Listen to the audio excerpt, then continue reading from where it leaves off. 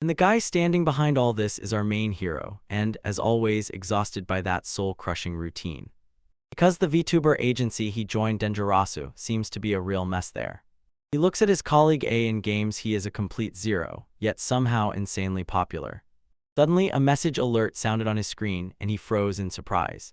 A letter from Katsuranishi sounds too formal and businesslike. He politely and courteously asks for a meeting. On the other end of the line is his manager Katsuranishi Ritsu, and it seems a smile has never appeared on her face. Her guy, as always a pro, puts on the headset, politely agrees to the call end. And when she asked how he was doing, he laughed and admitted that he was a complete newbie. Then this manager recalls her colleague, a certain A, and with a smile says that he is doing great. Full name of that colleague is Rieka Hanabi, remember it people. This is Rieka, a punk rock VTuber who knocks everyone off their feet and already has over 32,000 subscribers. Her entire brand is essentially loud, full-on I quit everything. She is a true artist. Her wild energy magnetically attracts views, but a crowd of trolls immediately gathers in her chat. But during the call, the manager briefly says, "Don't worry about the haters, there's a team for that." Her guy just calmly nods and says that such things don't bother him at all. He explained it is precisely his iron nerves that are the main reason the agency hired him in the first place. Because plot twist, the former male VTuber of their company died tragically. A merciless, unstoppable wave of slander and hatred from anonymous internet mobs fell upon this case. These were the so-called unicorns who lost their heads every time he started interacting with female VTubers. You know, before our guy appeared, Denjirasu was exclusively a female agency. Any collaboration instantly turned into a real minefield. And that means every move of our guy, who now calls himself Yamanashi Batten, is a matter of life or death.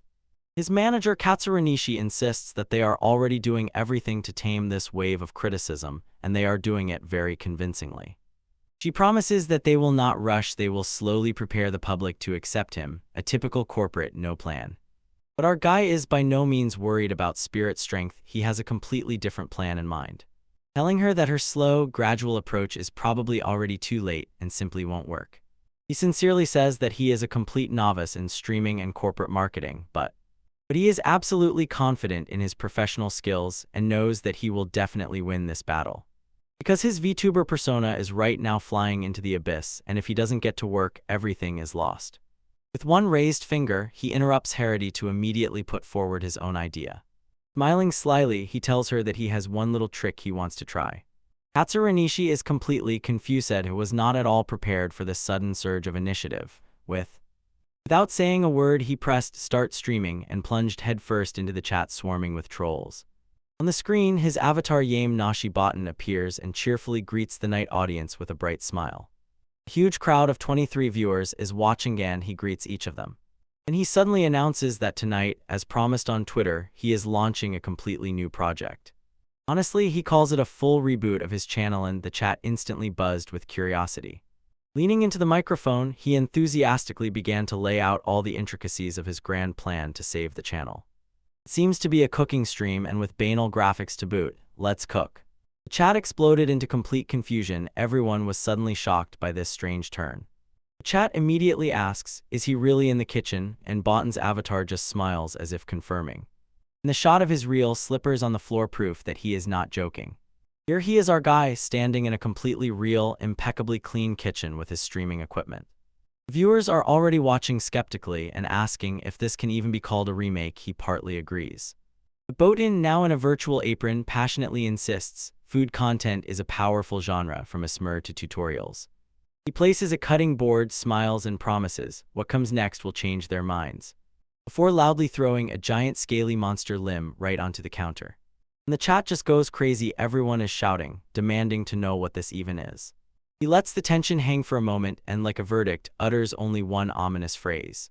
Then with a sly smile he reveals, this is a dungeon ingredient. So that no one gets confused, a dungeon is basically deadly traps filled with monsters where you can snatch rare trophies and gain new skills. Viewers are stunned and amazed. How did he manage to get such an expensive item for the stream? But Barton calmly corrected them, saying he didn't buy that item at all, because he hunted it himself. In fact, he is a professional researcher. This sensation drives the chat crazy again. Everyone knows he's a pro and probably well off. Flashback shows since high school he was a professional dungeon seeker and earned money from it. For a traveler, cooking monster meat is a trifle, but the problem was figuring out how to deliver it to people. Because he couldn't just open a restaurant or deliver the goods, so he was stuck in complete despair until. And then a brilliant idea came to him. If you can't find a VTuber for a collab, become a VTuber yourself. And that's exactly how, in front of the stunned audience, he explained how he ended up right here. The nerd asks if it would be fun to cook a monster, and the chat poll loudly responds everyone is totally for it. One viewer even shouted, "Why didn't you do this from the very beginning?" Botan just shrugged yes, a valid remark. He admits that he was holding himself back. The topic was a bit too tense, and that's exactly what makes the chat even crazier. Viewers tell him, "Why those strange tricks if this is your usual manner?" and it seems he agrees. He decided that the talking was over and finally gets down to business. Confidently smiling, he officially starts his segment, "Let Us Cooking, a True Showman." He raises the peace sign and promises all viewers a generous portion of delicious food. First, he has to arrange a small lord drop for that monster they are about to eat. This is the claw of a tyrant crayfish, he says, found in the freshwater part of the dungeon. Imagine a crayfish the size of a bear, strong as a tank, which completely destroyed the chat. Now his audience is frozen in horror. People whisper, why is he risking his own life for this if orc meat is perfectly suitable? He reads the comments and estimates, about 80 pure anxiety, the remaining 20 stunned amazement. Button just waved it off, saying, orc meat a well-known brand, but this hit much harder, throwing his fans into horror. Suddenly, a new viewer appears in the chat, a complete newcomer to this channel. This person, also a professional researcher, asks, isn't this the crayfish that shoots jets of water under huge pressure? Our guy is simply delighted. Ding ding ding. He firmly confirms that they are 100 right. And he explains to the rest of the confused chat, this damn crayfish is really a tough mob. And as soon as it starts swirling near the water, it immediately becomes a bit dangerous. Because it can shoot a water cutter and attack of such incredible force that it cleanly cuts through wood. While the chat is in panic, Botan just laughs, completely ignoring the deadly threat. The constant cool guy in the chat froze in amazement. He understands that the streamer is hunting creatures supposedly impossible to kill. Another viewer in the chat asked the experts, please explain in simple words how cool this guy really is. The verdict is simple. If Barton caught that crayfish on his own, then he is undoubtedly one of the best researchers in the whole country. We are talking about the absolute top, a pro who lives on a completely different level than all the others. In fact, this monster would instantly smash to pieces a whole squad of those top guys. Instant you dead screen. Then Botan says with a tremor in his voice, Tyrant Crayfish is a mid-level dungeon monster that everyone fears and avoids as if it were a real plague. Look, most explorers play it too safe. They only follow proven paths and avoid any real danger. This creature is like the very reaper of the dungeon, a monster to be avoided at all costs. So he continues, step by step, laying out his next logical move before the stunned listeners. This meat is so rare that it is obtained only by hiring an elite explorer, and they ask a cosmic fee for it. A smile full of self-satisfaction reveals everything in his hands is the most coveted and unattainable thing. This stream is a real hurricane that will sweep away all haters and bad reviews. He even teases and says that other channels prepare only boring stuff like orc meat, total snooze. And then he pulls out a knife as long as a short sword, finally ready to get to work. He, a true pro, carefully examines the blade in his element because the real show is about to begin. Although this ingredient is from the dungeon, it adds one more small detail to the class. This item drops, and that means only one thing: the meat inside is perfectly preserved and tightly packed. He easily cuts through the shell, revealing the perfect meat, and the entire chat instantly crashes. He says it's so fresh that it can safely be eaten raw, like sashimi, and panic immediately erupts in the comments. Viewers just go crazy, shouting that it's fake, and Botan has no idea what exactly he just said wrong. Botan glanced at the chat. It was buzzing much more than he expected, and he immediately understood their surprise. He simply turns around, the knife still in his hand, and says he has nothing to say about this whole sashimi story. His avatar, with a confident smile, coldly says no comment, and the chat gives him a real roasting for running away instead of explaining. He basically says that for their little brains, it's too complicated, so they just have to accept it as a fact, a true masterclass in audience conquest. Then he clarifies that most asterisk explorers can probably do it, and the chat instantly latches onto that probably. Someone in the chat suddenly blurts out, wait, are you now despising all humanity? An older viewer with a smile noted that since dungeons appeared, even the somewhat shaky laws of physics have completely gone awry. Suddenly, another professional researcher jumps up and exclaims, No, almost no one can do that, and the chat immediately emphasizes that there is disagreement among experts. Completely ignoring the conversation about the meaning of life that he himself just raised, Botan smiles and announces that it's time to choose the menu. This is way too much for one sitting, so he eats only half and saves the rest for another day. His face instantly froze a deadly serious expression as he thought about how to prepare this mythical dish. He weighs the options: sashimi definitely, something grilled in the classic style, soup will perfectly finish everything, and the chat meanwhile showers praise. Then with a confident smirk he declared, "I've decided." He raises 3 fingers and loudly announces the final menu: sashimi, grilled dishes, and miso soup, a full 3-course meal. This portion of sashimi was cut into such gigantic pieces that they look like some kind of giant sweet shrimp, and here is the fried part, the flesh of the claw itself, thrown right onto the tabletop stove to impress fully. And the miso soup, he just tosses the leftovers in there, confident that an incredible broth will be born from it. The menu is finally approved. He grabs his tools and shouts, "It's time for the main event, the culinary show." First he goes to the sink and pours water into the pot for the miso soup. Then he slaps it on the stove and energetically lights the burner. While the water for the soup heats up, Botan takes on the sashimi, moving like a true pro, and his skill with a knife is absolutely flawless. The blade slides through the meat and the chat freezes in admiration. Botan's avatar smiles, basking in a wave of praise for his unexpectedly clean technique. And now the sashimi is ready. On the plate rest 4 huge, perfectly looking slices ready to impress. These scraps immediately fly into the cauldron. After all, such divine ingredients are not thrown away. Next on the menu grill, the main dish is claw meat, sizzling appetizingly on the fire. He is a true whirlwind in motion, tossing vegetables and cutting onions like a chef on a hibachi. He has an incredible style. This 3-course meal of the tyrannical crab is finished, and the chat is simply going crazy with hype. Botan, confidently inhaling, throws a small warning to viewers at home. He explains, this is not an ordinary crab, so the rule "don't eat it raw" simply does not apply here. The avatar panics a little. He imagines children imitating and trying this at home. He is a very responsible content creator. Tired of constant complaints after his big debut, he finally decides to just eat that damn thing. He sets the feast right in front of the camera and asks the stunned viewers to say their final word. Sashimi looks so delicious that the whole chat seems to be begging to taste it right through the screen. Meanwhile, the claw on the grill shines and the viewers shout in unison, "It can't be that it tastes bad." Even the soup is already being called food terrorism, and Botan assures the taste is guaranteed to be exquisite.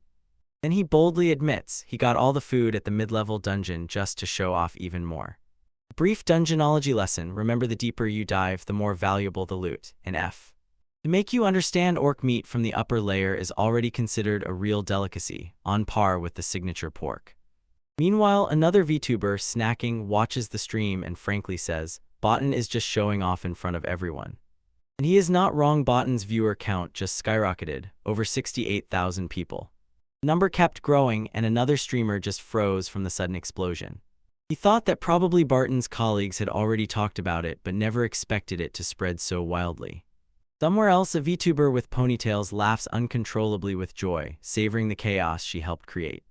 And she suddenly bursts into the chat, confirms this, and says that, of course, she will share such a crazy thing with the whole world. A quick analysis shows how the viral chain rushes from colleagues to fans, rolls through the entire Explorer community, and finally explodes in the trends. And another colleague, Miko, admits she also shared it mainly to make everyone jealous through food, a true hero. Botan grabbed his phone and saw in horror that because of food terrorism, he was thrown into the trends, a label he never asked for. He is really panicked. He was supposed to stay away from other VTubers to avoid sparking drama.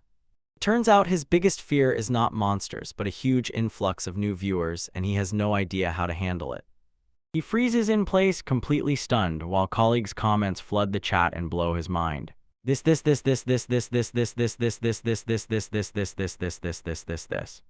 These two essentially tell him, stop worrying and let us help, one full of hype, the other radiating a gentle, almost dear. For a moment, Botan really seemed touched by their chaotic support, even though it gives him an aneurysm. But in his head, their support is more like they are throwing fireballs right in his face. But actually, he is not worried about fame. He is suffocated by soulless legal wrangling around the appraisal of dungeon items. He decided to postpone his problems, picked up the food, and said he would deal with Miko later, and Miko is definitely not thrilled. He folds his hands to start eating, while colleagues mercilessly mock him for ignoring them in the chat. And so he finally takes a piece of sashimi in his hands, ready to begin the long-awaited tasting. But before he starts eating, he places the claw on the grill and explains, its shell is so hard that it needs to be cooked slowly. Miko says the shell is incredibly hard and insanely heat-resistant, so it must be cooked slowly over low heat. The grill is ready and Botan, smiling, says that while they wait he will start with the sashimi. He lifts a huge, shiny piece of crab meat and is already ready for the first bite. He doesn't need any sauce. And then the axe falls. The moment of truth arrives for this legendary ingredient from the dungeon. His eyes instantly widen with pure, genuine shock. The taste is simply unreal. He freezes for several long seconds, and his audience holds their breath in painful anticipation.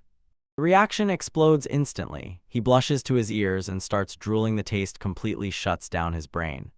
His avatar literally splits in half to loudly shout delicious, and it was just the perfect reaction.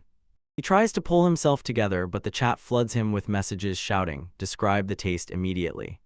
Button says, imagine if sweet shrimp and crab had a child who also lifts weights and is an ester ingredient. To take this to a new level, he slightly squeezes fresh kabasu and the flavor blooms even brighter. This drives his colleague with braids into a frenzy. In the chat she screams, demanding a piece for herself. This piece with a light citrus hint sends him straight to paradise again, while he skillfully ignores his friends at that moment. He says, only sashimi, and that's already 10 out of 10, a true flex of the highest grade. But the show is not over yet. He again focuses his gaze on the paw, perfectly sizzling on the grill. His viewers are now sure. He doesn't even read their comments. He just raises his food above them and acts arrogantly. With a truly sinister smile, Botan declares that he is in a great mood just to show off to everyone. For the next dish, he dramatically pulls out a small bottle of soy sauce. He pours it directly onto the red-hot claw, and it instantly turns into steam. This incredible sound and smell of burnt soy sauce spread in the air and simply drive the chat crazy. Meanwhile, in the chat, his colleagues unleash a real full-scale war. Who will get the first collab? Botan notices nothing around. He shines with happiness over his crab steak, like a child on Christmas morning. He bites off a huge piece of perfectly grilled claw meat, holding his breath in anticipation of an explosion of flavor, and it just completely overwhelms him. He sits in the chair silent, engulfed in pure, sincere bliss. His colleague with braids is now throwing a real tantrum in the chat and stubbornly demanding a collab. As if there was no drama at all, our guy calmly moves on to the last dish, miso soup. He takes one single cautious sip and it immediately becomes clear, this is incredibly tasty. He grabs the soup to calm his overloaded taste receptors and it spectacularly fails. Because this rich broth seems to ignite his appetite to even higher levels. This dude just drowned in pure, sincere euphoria from the food. Truly a wonderful sight. And suddenly, honestly, without embellishment, why he even became a VTuber. He really wanted his hero, an explorer named Jin Sakai, to try his dungeon cuisine. He clearly knows to make this dream a reality, he needs to grow much more on the platform. Right now, Miko is almost exploding with irritation because of his silence in the chat. She is almost boiling with rage because he is ignoring her, and we see her real name, Hinami Akari. Her avatar pouts and swears he will pay for this during their inevitable collab.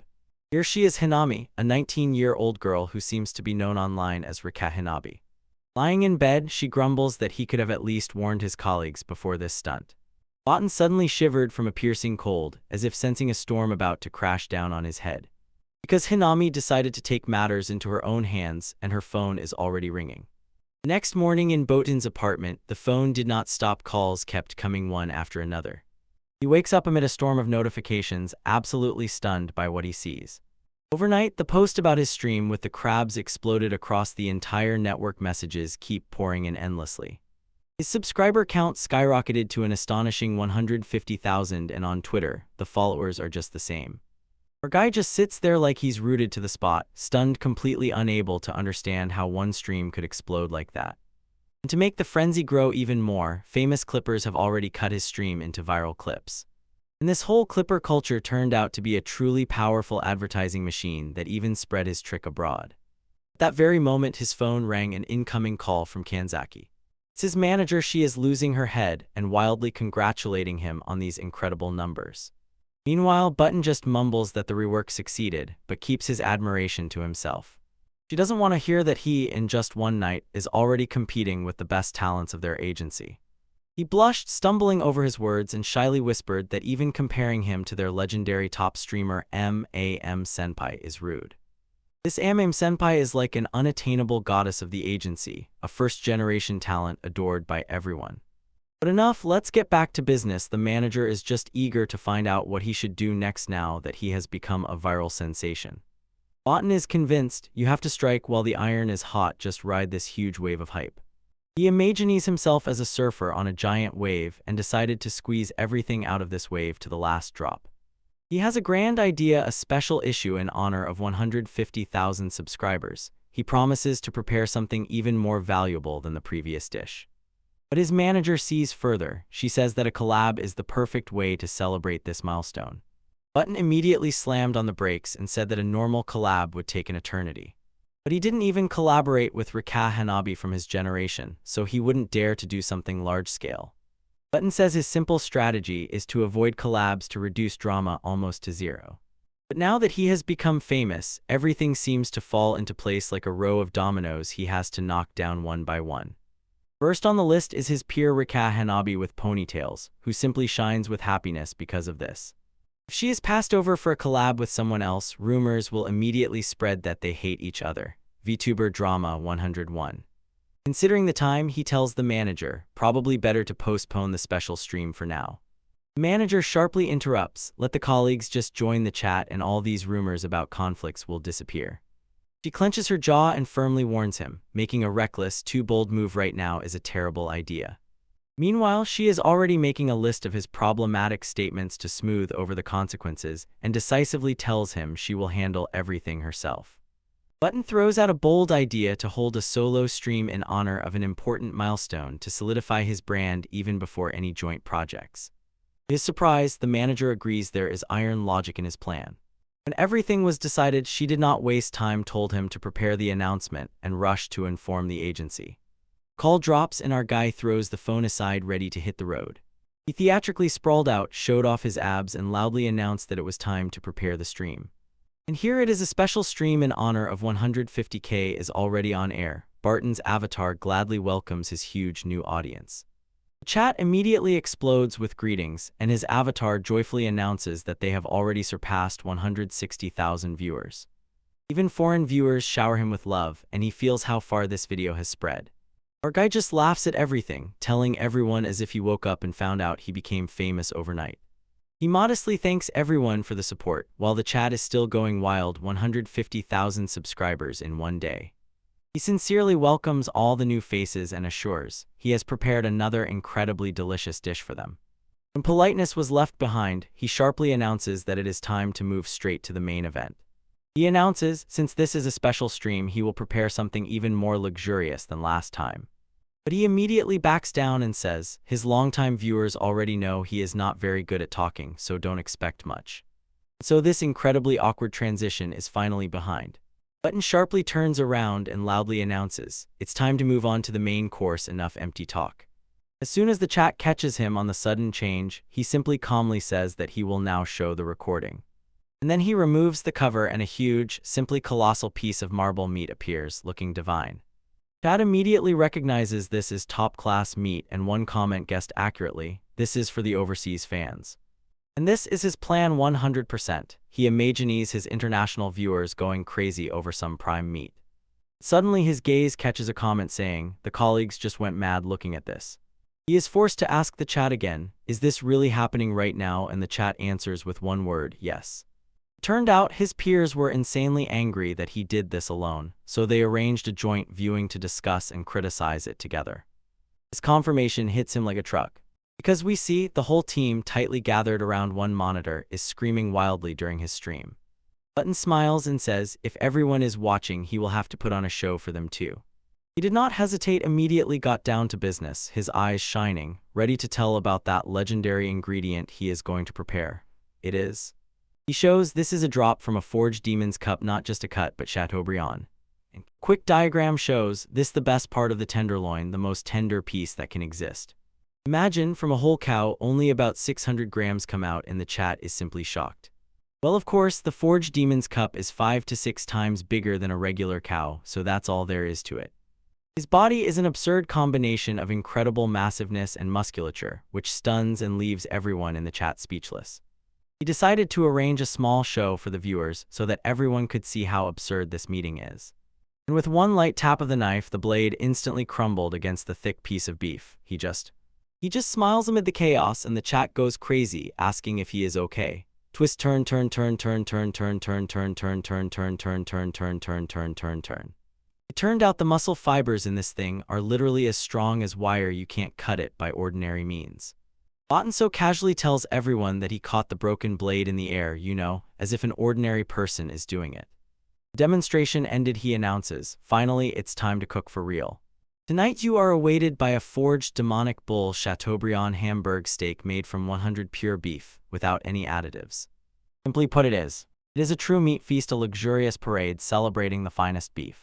Its first step is to turn the stove into mince, and Chad instantly points out that this is logically impossible. The audience has every reason to be skeptical. They ask in amazement how it is even possible to choose something that can break steel. But our guy just smiled and promised to use a special method, one that no one at home would even dare to repeat. And suddenly the special skill begins to work. His eyes flare up as soon as he touches his unique power, the Alley of Venom. We are told briefly and excitedly that dungeon seekers can acquire these mysterious power skills, and this opens his eyes to the very foundations of the world and allows him briefly to rewrite them for a certain purpose. In the end, a technique that instantly and flawlessly handles any target. He unleashes his signature move. 1,000 cuts, a storm of invisible blades fiercely striking the meat. Concentration is incredible. The reticulated pattern of the attack is reflected in his eye, and suddenly the indestructible slab instantly turns into a perfect pile of mint candies, and the chat just froze in amazement. The whole chat panicked, and Botan just smirked and admitted he did it just for the drama. And he warns everyone, even his mint draggies, it's still very dangerous to mess with them. It turns out you need to use a skill to toughen your hands. Meat wires will tear them apart, so this is a perfectly normal cooking tip. He adds with a slight smile that other researchers will probably handle the hand toughening moment too, as if that's the only crazy step here. But in this form the meat is still inedible, so he has to knead it thoroughly until it finally softens. After hard work, what once seemed unbreakable now softens under his touch, perfectly soft and pliable. The secret is simple: break the fibers before heating, then the flavor finally reveals itself. But the chat catches his hesitation and throws in the million-dollar question: has he really ever eaten this? And he just admits straight out, smiling, yeah, he's trying this thing for the first time in his life. Our guy laughs, says he would usually just buy ready-made food at the store and not bother so much.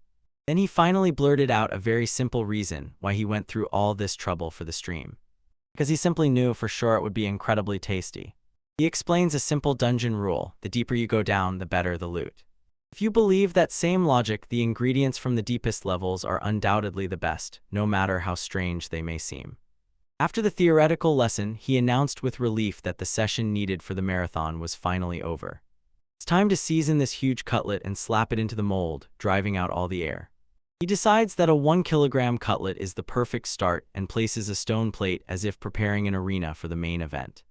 This huge cutlet thuds against the hot stone, instantly hisses, and although so tender, surprises with its incredible density. So much juice is already flowing from it that suddenly a thought flashes in his head: he needs to make a sauce that will suit it. Meanwhile, at Hate Watch, his colleagues are overwhelmed by a wild scream, pure, uncontrollable envy over the food. One of his friends, barely holding back saliva, asks everyone to wait a second. And in the pan, the rendered juices slowly turn into a sauce that already seems like a true legend. Even Botan admits just from the smell alone, he gets a crazy desire to eat. After frying the cutlet on all sides, he only pushed it aside for a moment. Wasting such fragrant oil is a real crime against humanity. He starts making a thick sauce from red wine, and Chad is sure that in front of him is a professional chef in disguise. But as soon as he puts the cutlet back, the viewers panic. Inside it is still raw. Botan, smiling smugly, points to the hot stove, the one he has been heating all this time. The plan is simple and exciting: finish cooking right at the table in teppanyaki style. He asks everyone to find that version of the Hamburg steak, and Chat instantly starts figuring out how to make his own. Of course, he immediately shouts, "Don't try this," but as you know, no one listens to him. The main reason: fat splatters will just destroy your kitchen. Believe me, this is very practical advice. With a devilish smile, he says that's exactly why his viewers should just go to a restaurant and pay for it while he tortures them. And at that moment, a comment from Reiki pops up in the chat. She insists on an offline collab. The stream is too cool to ignore. Suddenly, Botan found himself surrounded by a flock of pigeons, and not understanding why himself, he persistently asks his colleagues to calm down. He finally gives in and says, if they are making such a fuss, they could just make a real collab. He begins to accept requests and says, send everything you want if you desire it so passionately. Requests from his peers flooded in instantly. They wanted everything from a hearty dinner to expensive alcohol. Looking from the edge of the screen and swaying a little, he says, message received loud and clear. And here the last dish is brought to the table, a huge set of forged demon bowl with a Hamburg steak that looks simply divine. The masterpiece is complete, and Botan joyfully announces that the time for the official tasting has finally come. And he calls the viewers to witness this legendary first bite. The fork in his hand sinks into the once unbreakable meat, and it instantly becomes clear. It has become incredibly tender. Barely cut the cutlet, and a real volcano of juices erupted from it. Our guy just stares, eyes wide open. He is completely stunned by the burst of flavor that escapes. The meat pushes out all the hidden moisture like a fountain, a truly breathtaking spectacle. But he hasn't finished yet. It's the perfect time to add the sauce. In the chat, pure madness. Just as he is about to pour, they call him the Lord of the Mountain. At that moment, he was already completely disconnected. Around him, there were only talks about the food in front of him, and he no longer heard them. He dips the steak into a rich red wine sauce, and the whole chat just explodes with envy. Suddenly, Botan burst out laughing, as if mad, completely conquered by his own culinary genius. Lifting that shiny piece, he knows, this will surpass everything he has ever tasted. He took a deep breath and raised the fork to his mouth. The time for the final verdict has come. This bite is a moment of pure, sincere touch of flavor. And his whole world suddenly crumbles into a million tasty pieces. Our guy freezes speechless, unable even to comprehend what is happening when he tries to say a word, but nothing comes out. The taste is too strong. Then he realized he can't just leave the chat hanging. He needs to find words to explain this divine experience. He starts tapping the keys to describe the sensation, as if something hard like steel is slowly melting on his tongue. Words betray him, so he simply dives in again and bites off another huge piece, completely defeated by the deliciousness. After a steak of god level, he generously pours a huge portion of plain white rice. And our guy just begins to deeply inhale it, as if completely detaching from everything around. He goes back for another serving of rice, like obsessed with the pure taste, and the viewers listen to only his deep, satisfied sigh for a whole minute. Botan finally emerges with a blissful smile and joyfully declares a complete victory, and in the chat this is already called food terrorism. Then he weakly apologizes for completely abandoning the stream just to eat. Before, with a slight self-satisfied smile, stating that his culinary streams are always like this and everyone needs to get used to it. And with that, he waved goodbye. The special episode suddenly ended right here, at this moment. Leaning back, he admitted he couldn't resist. The food was too delicious to waste time talking. But as soon as he turns away from the table, as if he has one last thing he wants to say, suddenly he appears in a luxurious fur coat and solemnly thanks everyone who came to his stream on the occasion of 150,000 subscribers. He loudly thanks his team and the viewers who have been with him from the very beginning, expressing sincere gratitude for the opportunity to be seen by so many people. Suddenly, a colleague peeked into the chat, greeted him, and began insistently repeating that all the success was solely his merit. She shows him step by step how to build a career, first gather a devoted circle of fans, and then make the whole country learn about him. Botan bows modestly and sincerely asks everyone to continue supporting him on this path. Finally, when all matters are settled, he clicks the button and the broadcast goes off once and for all. As soon as everything ended, he flopped back into the chair, completely exhausted but relieved. At that very moment, a young man with dark hair suddenly appears behind him, completely puzzled. This is his manager, who can barely contain his surprise. What is he doing here immediately after the stream ended? Botan froze like a statue. The manager caught him red-handed during the post-stream meltdown. The manager simply raises his phone. A message from colleague Hanabi flickers on the screen. Consultation needed. It turned out to be an offer for an offline collaboration with his peers, suspiciously resembling a trap. Suddenly, we are transported to the girl in the beret. She energetically waves near the door and calls Botan, because the time has come. Inside Botan, it feels as if everything has died when he is told to prepare for their broadcast. And suddenly, bursting with energy, the stream starts on an incredibly joyful wave. Finally, Batten together with his colleague from the same generation, Rika Hanabi, officially launched their first joint stream. Hanabi is all in, she is on fire and demands that Botan match her energy, but he clearly does not. He only smiles in front of 20,000 viewers and says that he made them wait not only in one sense. She literally vibrates with excitement, celebrating that the official ban on collaborations has finally been lifted. As if they had been whispering behind the scenes all this time, and now they can finally tell everyone about it, but she was all business. She ordered him to stop the small talk and finally get to the main point.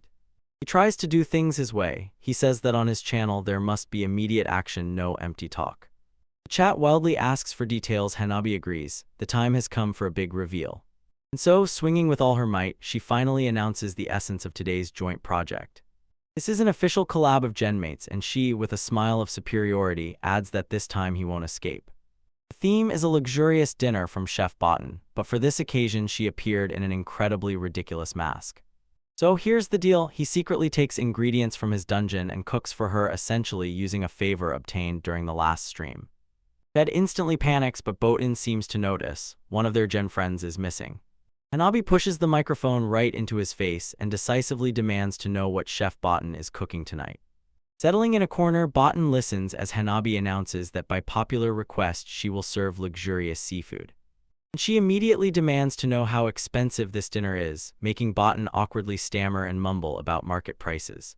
And suddenly something clicked in his head, a news about dungeon fish sold for 2 million yen flashed before his eyes. And he so easily makes his ingredients at least twice as expensive as if it's completely normal. As soon as that amount was mentioned, several million yen for dinner, something seemed to short-circuit in Hanabi's head. Meanwhile, their colleagues are heatedly arguing what's the use if he just eats it all himself, like a fisherman's lunch. The chat instantly became alert and, with suspicion in the voice, asked if the mountain lord forgot to pay taxes. He snorted and explained, he has a professional accountant who makes all his underground business completely legal. And our guy says, between them there is a fundamental difference in how they see the world. Because for him, a simple walk through the dungeon with a stick brings 10 times more than the annual salary of an office worker. Hanabi is simply stunned when he explains, there is no point in committing a crime if you can get rich so easily and completely legally. He calls it an absolute life hack to go through the lower floors alone without any equipment and feel how absurdly strong it is. Finally, she realizes, Botan is not just rich, he lives in a completely different economic world. She stubbornly refuses everything, insists that it is too expensive, but Botan physically does not let her back down. He stood close to her face and barked that ingredients from the dungeons are insanely expensive, so what was she even counting on? Hanabi just lost it, shouting that she knew they are valuable but not enough to cost a car. She even insists that she was completely ready to quietly return the money for lunch to him. Botan just waved it off, saying that such things are not simply given to others. He suddenly jerks her onto a chair and refuses any payment, saying that money will only complicate everything. Our guy sighs and says that the point is to stage a scene with absurdly luxurious food for the sake of the stream. Hanabi completely loses it and shouts that her genmate is much crazier than she ever imagined. The nerd just throws her, lead the stream, and goes to cook, leaving her alone to clean up all this chaos. Even their other genmate in the chat says the nerd has completely lost his common sense. Ignoring everyone, he pulls out a tiny, inconspicuous pouch from off-camera, and he pulls out a fish huge like a torpedo ready to start while Hanabi begs him to stop. He goes crazy and screams, demanding to know where that monster came from. Our guy casually lifts this giant sea monster as if it were a baguette from a store. She points out the obvious, can't believe her eyes, and asks, did you really pull that huge thing out of that tiny pouch? He thinks she is worried about freshness and assures her that time has stopped inside, but she actually doesn't care about that right now. Finally, Hanabi exclaims the obvious, the fish and the pouch are completely mismatched in size. It turns out it's a spatial pouch, the classic item box that can stop time, and she just can't believe it's real. The chat instantly explodes, everyone in unison calls it one of the most hacked items that exist. Someone else exclaims indignantly, this is a strategic asset for the country, why did some random streamer just win it? Suddenly, a viewer remembered a recent story, how the US government bought almost the same item for a crazy 40 billion yen, and Hanabi's soul just bursts out of her body. She just froze, watching as terrible comments flooded in, and Botan was already ready to start cutting and slicing. He explains indifferently. Supposedly, the thing is registered exactly to him, so on paper it is zero, essentially a perfect way not to pay taxes. Pushing aside a bag worth billions of yen, he, as if effortlessly, pulls out a huge underground lobster. He places the appetizer, a huge dish with grilled and raw lobsters, which simply amazes and looks divine. Then Botan asks if she can even eat shellfish, and she barely nodded, completely shattered by the situation. Hanabi is completely confused, saying that this whole collab is too much for her poor little heart. Botan just throws a self-satisfied smile and promises that one bite will make her forget all the small and unimportant problems. And at that very moment, several workers suddenly appear off-screen and ask if they can taste the legendary dish too. Under the pressure of peers and her own curiosity, Hanabi finally gives in and prepares to eat. She joyfully exclaims that delicious food should be shared, and everyone immediately gathers around the table. Hanabi then asks if Chef Botan will join them, but he is already busy. The next dish is bubbling on the stove. He simply nods all right, grabs chopsticks, and finally joins the feast himself. When everyone has gathered, they cheerfully and sincerely shout bon appetit and prepare to dive into the underground lobster. Hanabi takes the first bite, a moment of pure, sincere encounter with the flavor. And her whole world seems to shatter into tiny pieces, her eyes wide open in complete disbelief at this taste. In her head, the taste seems to have caused a short-circuit explosion, while Botan just watches and enjoys the complete chaos he himself created. Even the workers in the heavens stood in shock. How is this even possible? And Botan just shrugged. It's food from the dungeon. What else did you expect? Clear scheme opens the eyes. Underground creatures are not at all like ordinary animals. Their taste is truly divine. Hanabi started crying. What an injustice. She realized she would never be able to return to ordinary shrimp again. Blood even ran from her nose. The taste exploded so much that she physically could not stop eating. The addiction was real. Botan easily asks if she is okay. The main course is ahead and he fears she might cry for real. She instantly and sharply replied, accusing him of spreading rumors that she cries, and yes, she really is crying. Unfazed, he calmly tells her to prepare chopsticks for the next dish, now lifting the empty plate. With a confident smirk, she wonders, could the main course be as tasty as that appetizer? After a few seconds, she is already unconscious on the floor. Botan says she still hasn't had enough, and chat just loves this drama. Having finished the appetizer, Botan announced that it was time to move on to the main course. He dramatically reveals a giant piece of fish. Hanabi simply cannot believe her eyes, who only manages to exclaim, "What on earth is this?" while simultaneously explaining that this is dungeon drop tuna, or more precisely, it is a monster that accidentally looks and even tastes like tuna, but in reality it is something completely different. He pronounces its official name cannonball tuna, and it does not sound threatening at all. And the name here is quite literal, a fish as big as a cow rushing through the water like a living projectile. Barely touching death, he calmly pointed to various cuts of fatty taro on its belly. Hanabi's brain finally rebooted, and her first thought was, can I upload the photo to Twitter? He gives her the green light and says, do whatever you want, they won't show it on video anyway. Her tweet instantly exploded with an avalanche of comments. Everyone was hotly asserting that the fish costs at least 4 million yen. While she is processing this, Botan, as if casually, says that at the auction it probably fetched 30 million. Before serving the rest of the dishes, rice with vinegar, gnarly, and miso soup. Here is the recipe. In Hanabi's head, the side of rice with vinegar finally clicked. She realized they were making sushi, in which Botan confirms this by raising the perfect hand roll and saying that it is the perfect everyday dish. She felt creepy at the very thought of using everything, and he just waved it off, saying it's like buying an already sliced pack in the store. Hanabi's brain officially raises the white flag. He decides that for the sake of her sanity, it's better to just give in to the madness. She returns to the huge piece of fish and throws the last bold word about this situation. And Botan just laughs and promises that very soon she won't be able to think about anything at all. When the jokes ended, he suddenly grabbed a huge blade and shouted, finally, it's time to cut. Any moment now they will make the first cut. The knife seems to shine with anticipation. With one clean motion, Botan begins to slice open the huge belly of the fish, like a surgeon. And then he, like a sculptor, skillfully cuts a piece, carving out perfect portions, lean, medium, and fatty taro, before taking on slicing the block into generous, thick pieces for sashimi. In a matter of seconds, a real mountain grows on the tray, perfectly arranged slices. Even the trimmings do not go to waste. He takes them and grinds the leftovers into a fine paste. He boldly adds a spoonful of miso and generously squeezes wasabi to enhance the flavor. And our guy simply switches to pro chef mode, swiftly slicing and mixing everything together, resulting in a perfect bowl that looks like the highest level Negataro. He even scrapes the last crumbs of meat off the skin so that nothing is wasted. And with a deft wave, he presents the final masterpiece, a luxurious sushi set with tuna, even including the head for effect.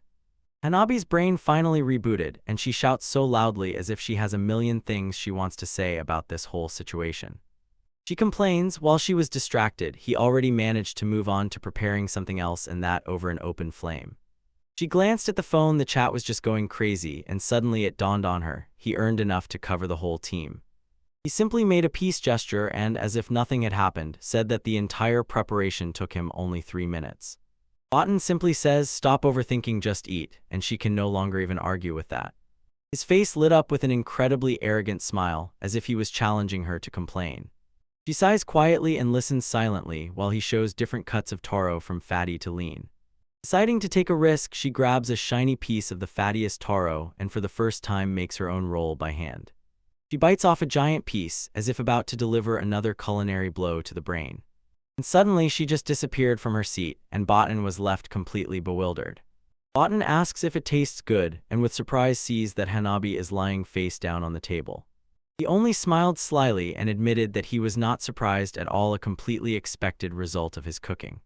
She jumps again, but only silently and mechanically chews, her eyes lifeless, while the chat meanwhile pleadingly asks for a review.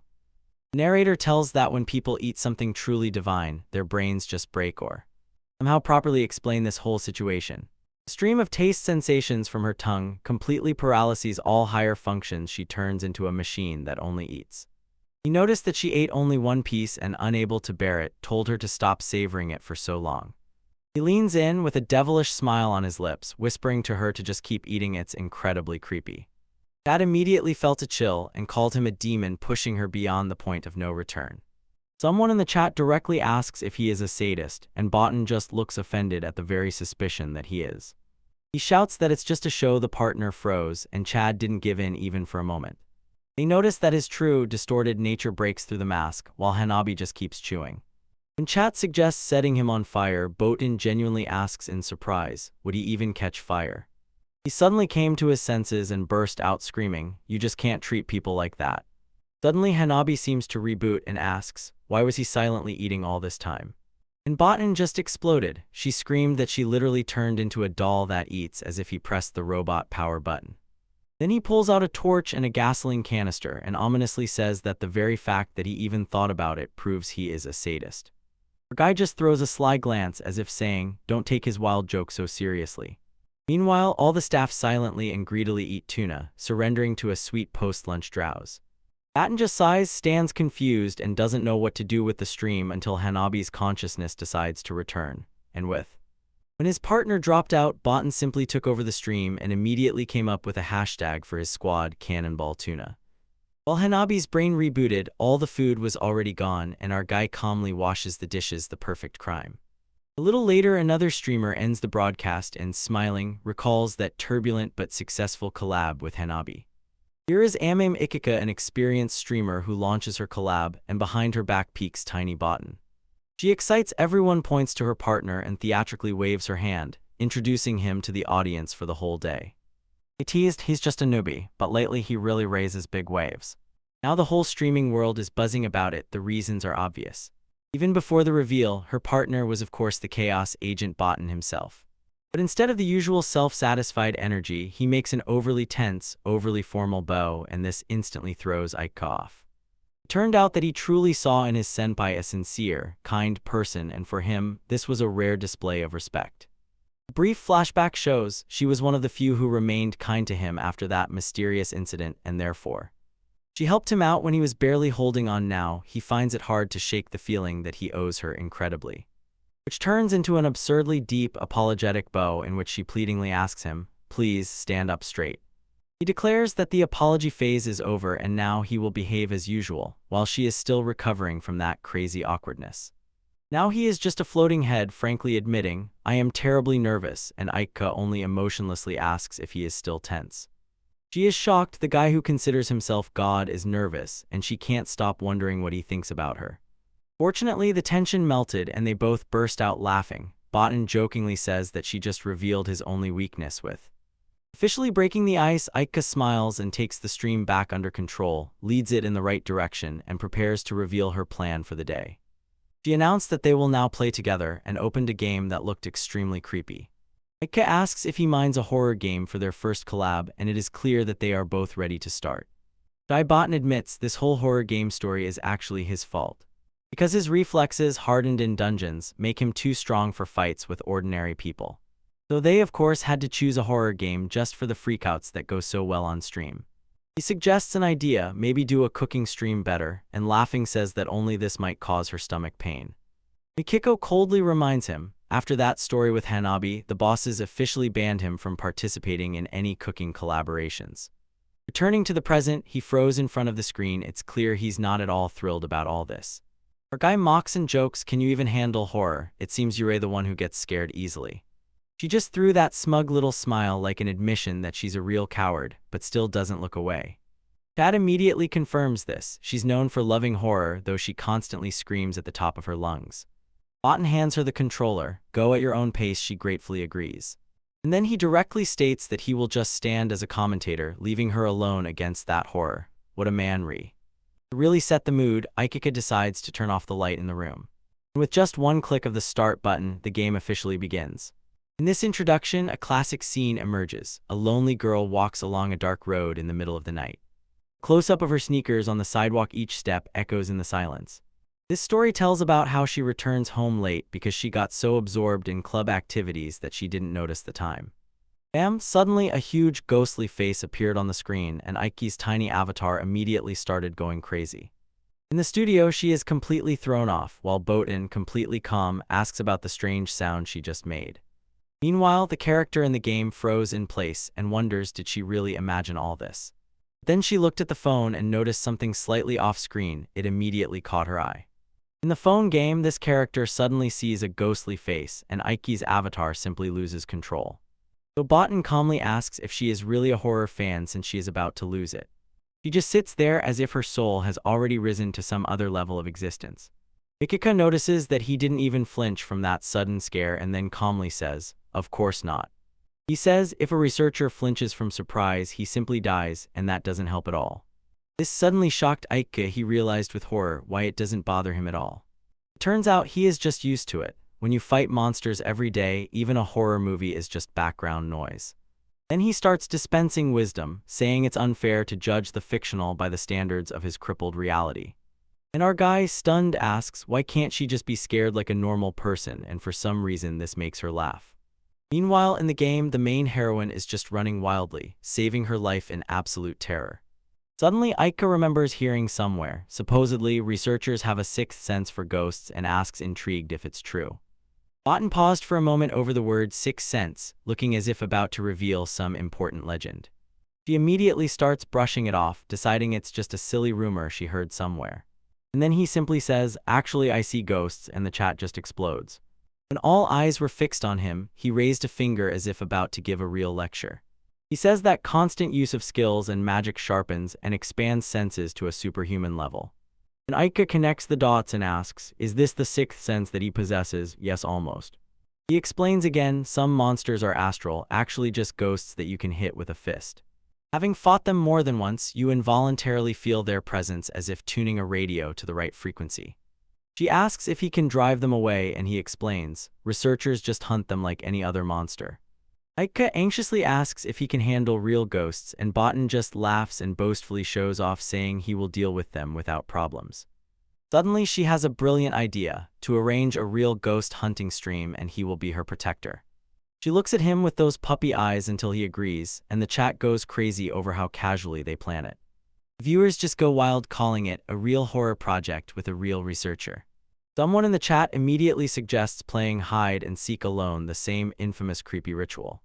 Meanwhile, another viewer raises the stakes and loudly demands that they try some dangerous summoning spells because, of course, it can't be without that. Botan explains he is not a psychic, but chat's convinced him that everything will be safe, so he just agrees to help. He just sighed and fully accepted his fate, to be the one who hits ghosts in their streams. But Aika sharply brings them back to reality. First, they need to focus on getting through this horror game. A sudden flashback, Botan insists passionately this entire horror collab was her idea from the very beginning. The screen blinded with white light, as if the thought was lost. He did not expect things to turn out this way at all. Then we see someone wildly pounding the keys, a hint at a time skip, and drama is already brewing online. On the forum, fans guessed where Botan was supposedly. After the collab, he went into the dungeon for a week, when suddenly a new post appeared with news. Botan officially tweeted that he returned from the dungeon. But the next comment showed that he immediately stepped on a social media mine and is being torn apart in the comments, and another user is simply stunned, asking how one can return from the dungeon and instantly cause a scandal. And the scene shifts to a new character wandering a dark street and bitterly lamenting, how did everything get so out of control? And here he is on the couch with a phone in hand, sweating from the huge internet storm he caused. Here's what all the fuss is about. He just tweeted that on the way home from the dungeon he saved a stray cat. Now he looks at the phone, completely bewildered by the insane reaction he is getting. Scrolling through the phone, he suddenly stumbles upon stunning news about the virtual idol Yuta.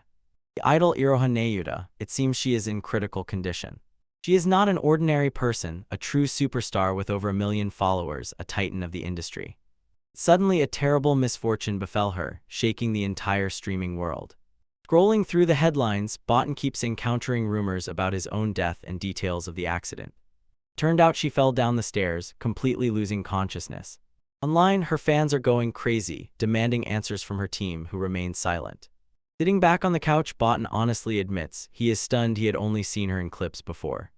Suddenly a clarity flashed in his eyes, as if he connected all the dots. Finally he realized, while he is being attacked due to misunderstandings, she is the one who actually needs help.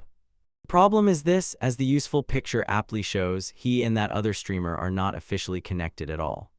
He understands why people are furious. If he were dying, his fans would riot if a rival used the saving elixir on a cat instead of him. Our guy screams in panic that he has no idea, and a barely alive cat literally fell on him. At that moment the phone in his pocket rang, pulling him out of the spiral. And on the caller ID suddenly appeared a name none other than Manhwarecap. He picks up the receiver and her voice immediately asks, "Do you have a minute to talk?" Meanwhile, she tries to tame her uncontrollable favorite and at the same time gently assures him that she is fine. She said she called because she was worried this whole cat scandal could explode. Botan just lost her mind. She insists that hatred on the internet hurts less than a monster's bite. These people see no prospects at all. Hanabi seems to have come up with something. She says, if her memory serves her right, she might have a solution. Hanabi on the phone, her voice trembling with anxiety, explains that Aika is secretly pulling strings to help the wounded idol Yuta. And she drops a shocking piece of news. It turns out Aika and Yuta were friends in previous lives, even before they became streamers. Botan's brain momentarily broke when he learned about the secret world of VTuber identities and their connections to real life. Because in this industry, there is a huge wall between the streamer and the person on the other side of the screen. For big companies, hiring a complete stranger is like throwing money to the wind. They only take pros who have already been vetted. So they usually poach talents from other platforms, those who already have their own audience and a good amount of experience. She says with a hint of surprise, because of this, both she and the bot are strange exceptions, hired without any influence. Hanabi says that for the sake of that old friendship, she decided to intervene even if it gets dirty. She explains that Aika got into trouble. She sincerely wants to save her friend but cannot just approach Botan and ask for the saving potion. And our guy listens. He feels that Aika is too proud to ask for help, even when a friend is in critical condition. Hanabi smiles and shows a peace sign, joking that her streamer persona is too kind to address a colleague with such a selfish request. Botan just smiles. He doesn't mind intervening a little and asks her to pass on one message. The hero we need, with a cat on his shoulder, confidently tells her, "Tell Ika that I'm already getting to work." Hanabi was touched by his instant readiness to rush to help without any questions. Of course, his cool moment was instantly spoiled by the cat. At the very second he was trying to be a hero, the fluffy one jumped into his face. Meanwhile, Hanabi desperately struggles with the agitated pet and sincerely admits that the whole plan is not working at all. While Botan is being teased, she says, the cat is probably just hungry and needs milk. Light. Suddenly, a light bulb went off in his head. He instantly grabs a baby bottle and thanks her for the advice that saved a life, or at least saved face. And so, the tiny demon of chaos was peacefully sipping from the bottle. Problem solved. Botan finally catches a moment of peace. He hugs the now calm kitten and sighs loudly with relief. When the kitten finally calmed down, Botan grabbed the phone again. It was time to deal with the consequences. He was just called to the office now. He would have to have a very serious talk about all this online drama. He walks to Diggy Grass, his talent agency. It was time to go out and face the music business head-on. 2 days have passed since that incident, and the fire on the internet still hasn't died down. Our guy enters the main office, holding the cat carrier close to himself. He is ready for a serious conversation with the management. He instantly notices the person waiting for him, and a slight surprise is reflected in her eyes as well. It turned out to be his manager. He immediately started apologizing for dragging her into this mess so early. She leads him to the conference room and says, "Wait here until the president arrives." But then she notices how his tiny companion asks if that Star the Starcat is the one causing all this commotion. This manager instantly melted on the spot, completely enchanted by the cute little agent of chaos. Botan was a little confused by her sudden curiosity and, stammering, apologized for bringing it with him. He says that the kitten is still too small to leave it unattended, and she notes how tiny it is in real life. The plan is simple: leave the carrier on the floor during the meeting. The cat, it seems, is not bothered at all. The manager refuses to agree. She says she won't ignore such cuteness because she is a true cat fan. And the kitten soaks up everything around like a sponge, smiling as if to say, "Now this is mine." She connects the dots and asks if he likes cats because his icon on Discord is a cat. But her mood instantly changes. She says painfully how terrible it is that people on the internet attack this tiny creature. Botan's face darkened with agreement. He called their behavior completely unforgivable. Clinging to the chair, he sees angry comments again. The potion is for their idol, not for a stray. Looking out the window, he quietly told the manager that he understands why they are angry and can just take all the criticism himself. He boasts that he can withstand any heat, but as soon as the kitten appeared, it became clear there is one thing he will not forgive. Because honestly, this whole situation just drives him crazy. He is boiling with rage. He has already been spat on with words like fraud and criminal, and on the internet they even advised, "Die, it's just another Tuesday." Our guy has been hearing the same thing for years, so he is quite used to the crowds of internet haters. And it was all simple. He pushed boundaries and took risks and fully agreed with that. This time everything is completely different. He will never let this go. Now they are not just attacking him, they are threatening death to a tiny, innocent kitten. And even worse, they're tarnishing Yuta's name just to justify their furious rage. Simply. At that moment the door suddenly opened, and the company president entered the room with 2 other people. His manager let out a gasp of horror. Apparently, she did not expect what she saw at all. Button stands on his feet, bowing so low that he almost folds in half, politely apologizing. He raises his head, completely confused, ready to face any punishment from the management. The guy immediately began to apologize for causing such a huge mess, desperately trying to stay calm. But the president simply introduces us to the newcomer's manager Yuta and the guy from the legal department. Button awkwardly says his name, still stunned by this sudden meeting where everything is at stake. Then that lawyer begins to bow low and sincerely apologize specifically to him, and this only confuses everyone even more. Our guy is completely bewildered and does not understand at all what, damn it, is even happening here. He looks into the carrier and asks the kitten, "Do you really scare these people like that?" The cat simply gives him that cheeky little smile as if saying, "Yes, exactly that, without a doubt." Meanwhile, a news report suddenly flashes on the screen. The company officially announced the incident. They release a joint statement to the world, essentially a corporate version of "shut up or face a lawsuit," a classic PR move. Botan stands silently watching the official announcement appear, completely calm and indifferent, as if it's just another ordinary Tuesday. A terribly confident smile sits on his lips. He thinks that the fans' anger actually works in his favor, but his face stiffens. It becomes clear that this was his plan from the very beginning. He is not just reacting, he is orchestrating everything and his. And here is his next move, an important stream announcement that instantly throws the chat into a real nightmare for the moderators.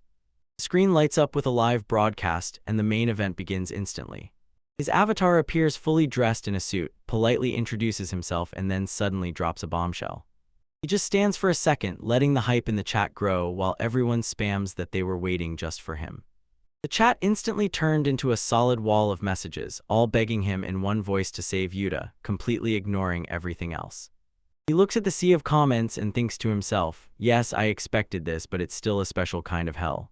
Even some viewers of Sainter openly say how toxic this chat is and thank the moderators for their thankless work. Botan becomes increasingly focused, only one type of comment throws him off track. These are the confident demands of fans who act as if he is personally responsible for Yuta's life just because they are both streamers. In his mind, he divides them into two groups, concerned trolls and openly angry ones, both equally unbearable. Our guy is simply boiling with rage. Everyone is shouting at him to name Yuta, and this is a huge violation of streamer ethics. Finally, he spoke, and everyone again turned their eyes to the tweet that started it all about the cat. Suddenly, he becomes serious, points a finger, and says there are comments he simply cannot ignore. He says he can withstand any pressure, but slander and threats against a tiny innocent kitten he will never forgive. He exposes the haters who are just angry because they don't like him and use this as a cover to pour out their usual filth. But the chat, with its endless wisdom, stubbornly insists, stop talking about the cat, and finally turn to Yuta. He just sits and watches as the chat flies by and bitterly notices that both the speed and the content are as poisonous as before. And his avatar calmly sums up, for people like them, only one thing remains to sue. Addressing the audience, he sincerely admits, he perfectly understands this is just a small, noisy part of the fandom that is going crazy. But he clenches his fist and decides to himself, he will have to endure it anyway because he is doing it for their own good. And then he drops a bomb, pulls out a stack of legal requests to expose the accounts behind the most terrible threats. Moving on to one of the trolls, he just found out that he is being doxxed, and a police report has already been filed against him. The guy and his mother are simply in panic. He was sure he could pour out his hatred and never be held accountable for it. On the stream, Botan's avatar smirked and threw out, "I was silent only because dealing with them is a complete hassle." He leans toward the camera with a creepy look and says, "Let all the haters tremble, VTubers are not their punching bags." The chat was instantly flooded with deleted messages. Moderators were slowly clearing them up, and someone threw out, "He officially snapped." Even more viewers froze. The sudden shift in tone shocked them. They ask, why did he suddenly become so frighteningly cold? While a major purge of messages is underway, one fan simply watches as a real brawl unfolds among the anti-fans. With an icy smile, Botan throws them a cold warning. If a letter appears in the mail, prepare to pay. He points directly at the viewers and defiantly promises to show them the true cost of their behavior on the internet. And suddenly one of the trolls receives an envelope from his mother, and his face instantly pales. Before him is an official legal document demanding the release of his personal data, and the consequences have already arrived. Back on the stream, Botan stands silently, and it instantly becomes crystal clear. He was not bluffing. His troll completely loses it. The keyboard flies to pieces in a pitiful explosion of rage and sorrow. His tone instantly changes. He floods the chat with apologies, assuring that he just wanted to help Yuti. But Barton gives him nothing, and the guy screams into the monitor, begging for at least a drop of recognition. His troll freezes, staring at the screen, completely broken after those threats from the lawyers he just received. But Botan's avatar is not ready yet, and he calmly writes in the chat, "This kind of behavior is my goal." Our keyboard warrior completely loses his mind, sobbing uncontrollably, because now real consequences are knocking at the door. Suddenly, a tiny meow from the kitten's cage sharply pulled Barton out of his villain's epic monologue. Instantly stepping out of character right on the stream, he apologizes. His kitten urgently needs milk, a real crisis moment. His avatar just slyly smiles, and everyone in the chat unanimously agrees, yes, the cat's needs come first. And so our guy, right in the middle of all the hustle, starts feeding the kitten from a bottle, completely abandoning his legal battle. This little agent of chaos is blissfully happy, belly full of milk, and completely unaware of the drama he caused. But Botan smiles so warmly, calls the little guy a little glutton, and all that fear instantly dissipates. He leaned back, exhausted to the bone, and admitted that the whole legal dispute was just a warm-up. Returning to the stream, his avatar explains, it was just a small warning shot before he moves on to the main topic with that. When the kitten finally calmed down, Botan gathers his strength. He realizes he can no longer keep the viewers waiting. His avatar pops up again with a smile and cheerfully says, "Sorry for the wait. Such a sharp change of tone is simply legendary." Finally, he spoke about the situation with Yuta and even added an overlay showing, "The kitten is eating." Having read the chat, he confidently says he has full permission from both agencies to talk about this delicate topic. His first argument is a huge mistake. He has no idea at all what state Yuta is actually in. He asks everyone to wait for official updates from her company, and the chat seems to agree for now. Taking everything into account, he says he will now explain what exactly he plans to do as a streamer. And then he kind of dropped a bomb. He says outright, honestly, I can't help her at all. The troll, who was looking out from the house, sighed with relief, thinking he was finally safe. But the troll is already back in action, pounding the keyboard and demanding to be told why Barton doesn't want to help. And the rest of the chat, as if in one impulse, unanimously picks up, ready to chip in for the potion, no matter its price. Barton's avatar calmly acknowledges their anger and sincerely admits that he understands why they are angry. Because theoretically, he has a potion that might be able to cure her completely. But then he shot a harsh truth in the face. There is a huge difference between what asterisk might be and what asterisk is legally. He, with a worried expression, explains that by law he cannot just give away the potion. All laws passed after dungeons first appeared forbid it.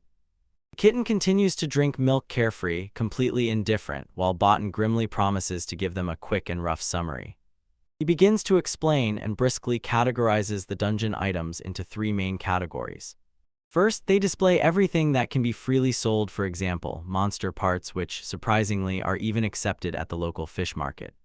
There are things that must be overseen by the authorities, and those people literally have flags instead of heads. And finally, things that the authorities simply confiscate. Potions fall into the last 2 groups. So every time a researcher obtains a potion, the law requires them to report it to the Researchers Association. And they will have to choose, keep it and register it under their name, or sell it. If they decide to sell, the state will either buy it themselves or it will end up at a state auction, and the prices there are simply insane. The explainer said directly, simply handing over the potion is not an option, and the entire chat froze in shock. As if this bureaucratic nightmare were not enough, using a potion on another person is considered a medical act, and this is a complete legal gray area. There are no exceptions. Outside the dungeon, potions can only be administered by licensed medical professionals. Sometimes exceptions occur, but unfortunately, Yuchina's situation does not fall under them this time. If she is admitted to the hospital, only a doctor will be able to take on her treatment. No one else has the right to do so. It all comes down to one thing: only Yuta's family can deliver the potion to her doctors, so Barton is completely powerless.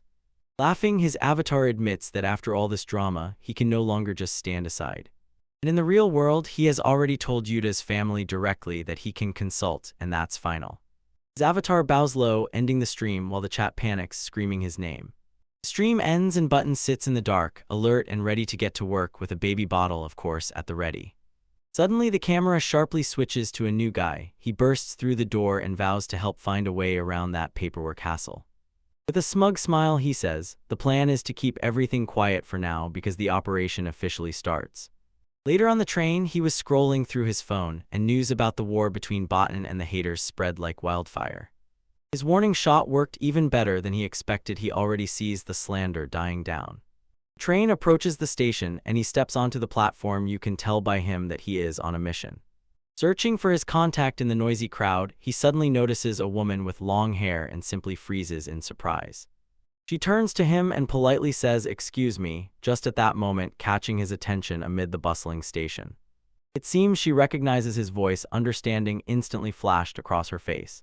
Confirmed they have found each other, their secret meeting has now officially begun. What a surprise, she turns out to be Ikika, a first-generation VTuber and his senior in the industry. They unanimously agree, using their VTuber nicknames in public is a terrible idea, so they decide to switch to their real names. Finally, she truly introduces herself, Sira Futaba, her real name. And suddenly our mysterious man says his name, Yasukura Shishio, and it turns out this is Batten's real name. Oten froze for a moment, replaying this whole secret agent-style meeting in his head. He thinks she is exactly as he imagined her, beautiful, elegant, and with some motherly charm. The flashback throws us into a work call where streamers are thrilled by her Holy Mother image, while Batten believes his real impression is quite different. In his thoughts, she becomes that classic image of an older sister from a dating sim, a true target for conquest. Suddenly he, bowing deeply at a full 90 degrees, sincerely apologizes for dragging her to such a crowded place. Guilt weighs on her. She knows he is risking himself only to help Yuri. Button finally broke this awkward pause and went straight to the point. He needed her help. She insists that this connection is a complete coincidence. She got involved only after the girlfriend of one of the colleagues mentioned his name. Our guy is simply glowing. He is thrilled that the first-generation legend from the big agency still cares about a friend's problems.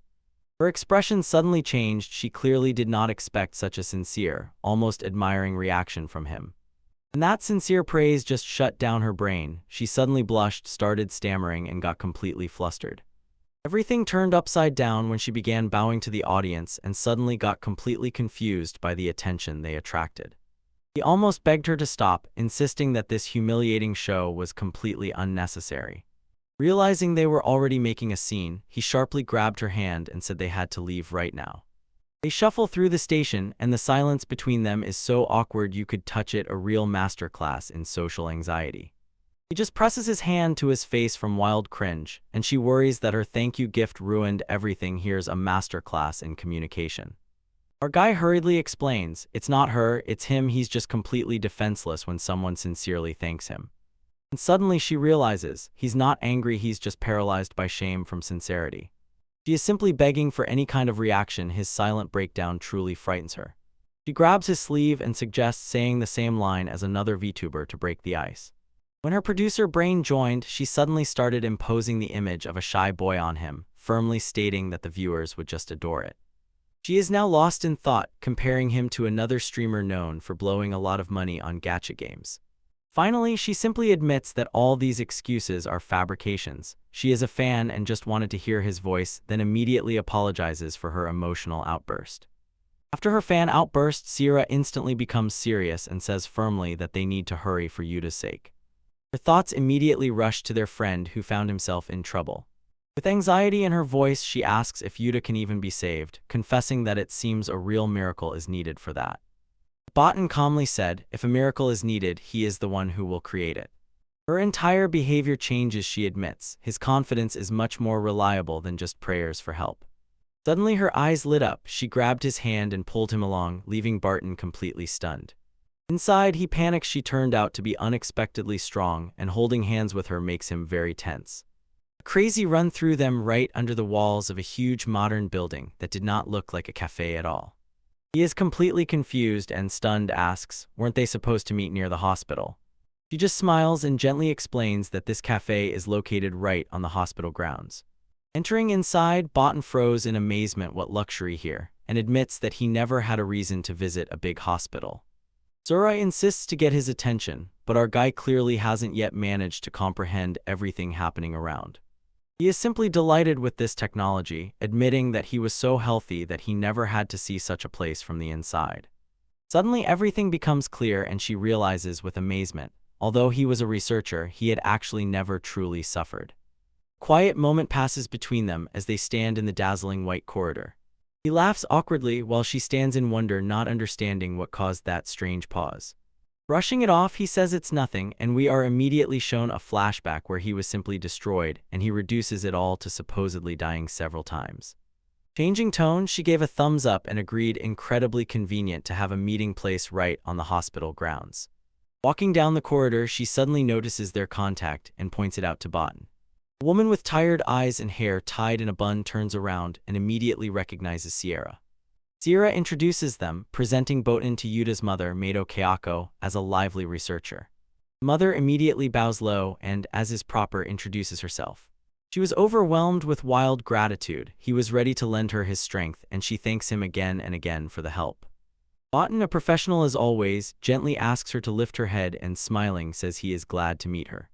It turned out that Yuta is friends with one of Sierra's senior students, and their entire connection turned out to be just a crazy coincidence.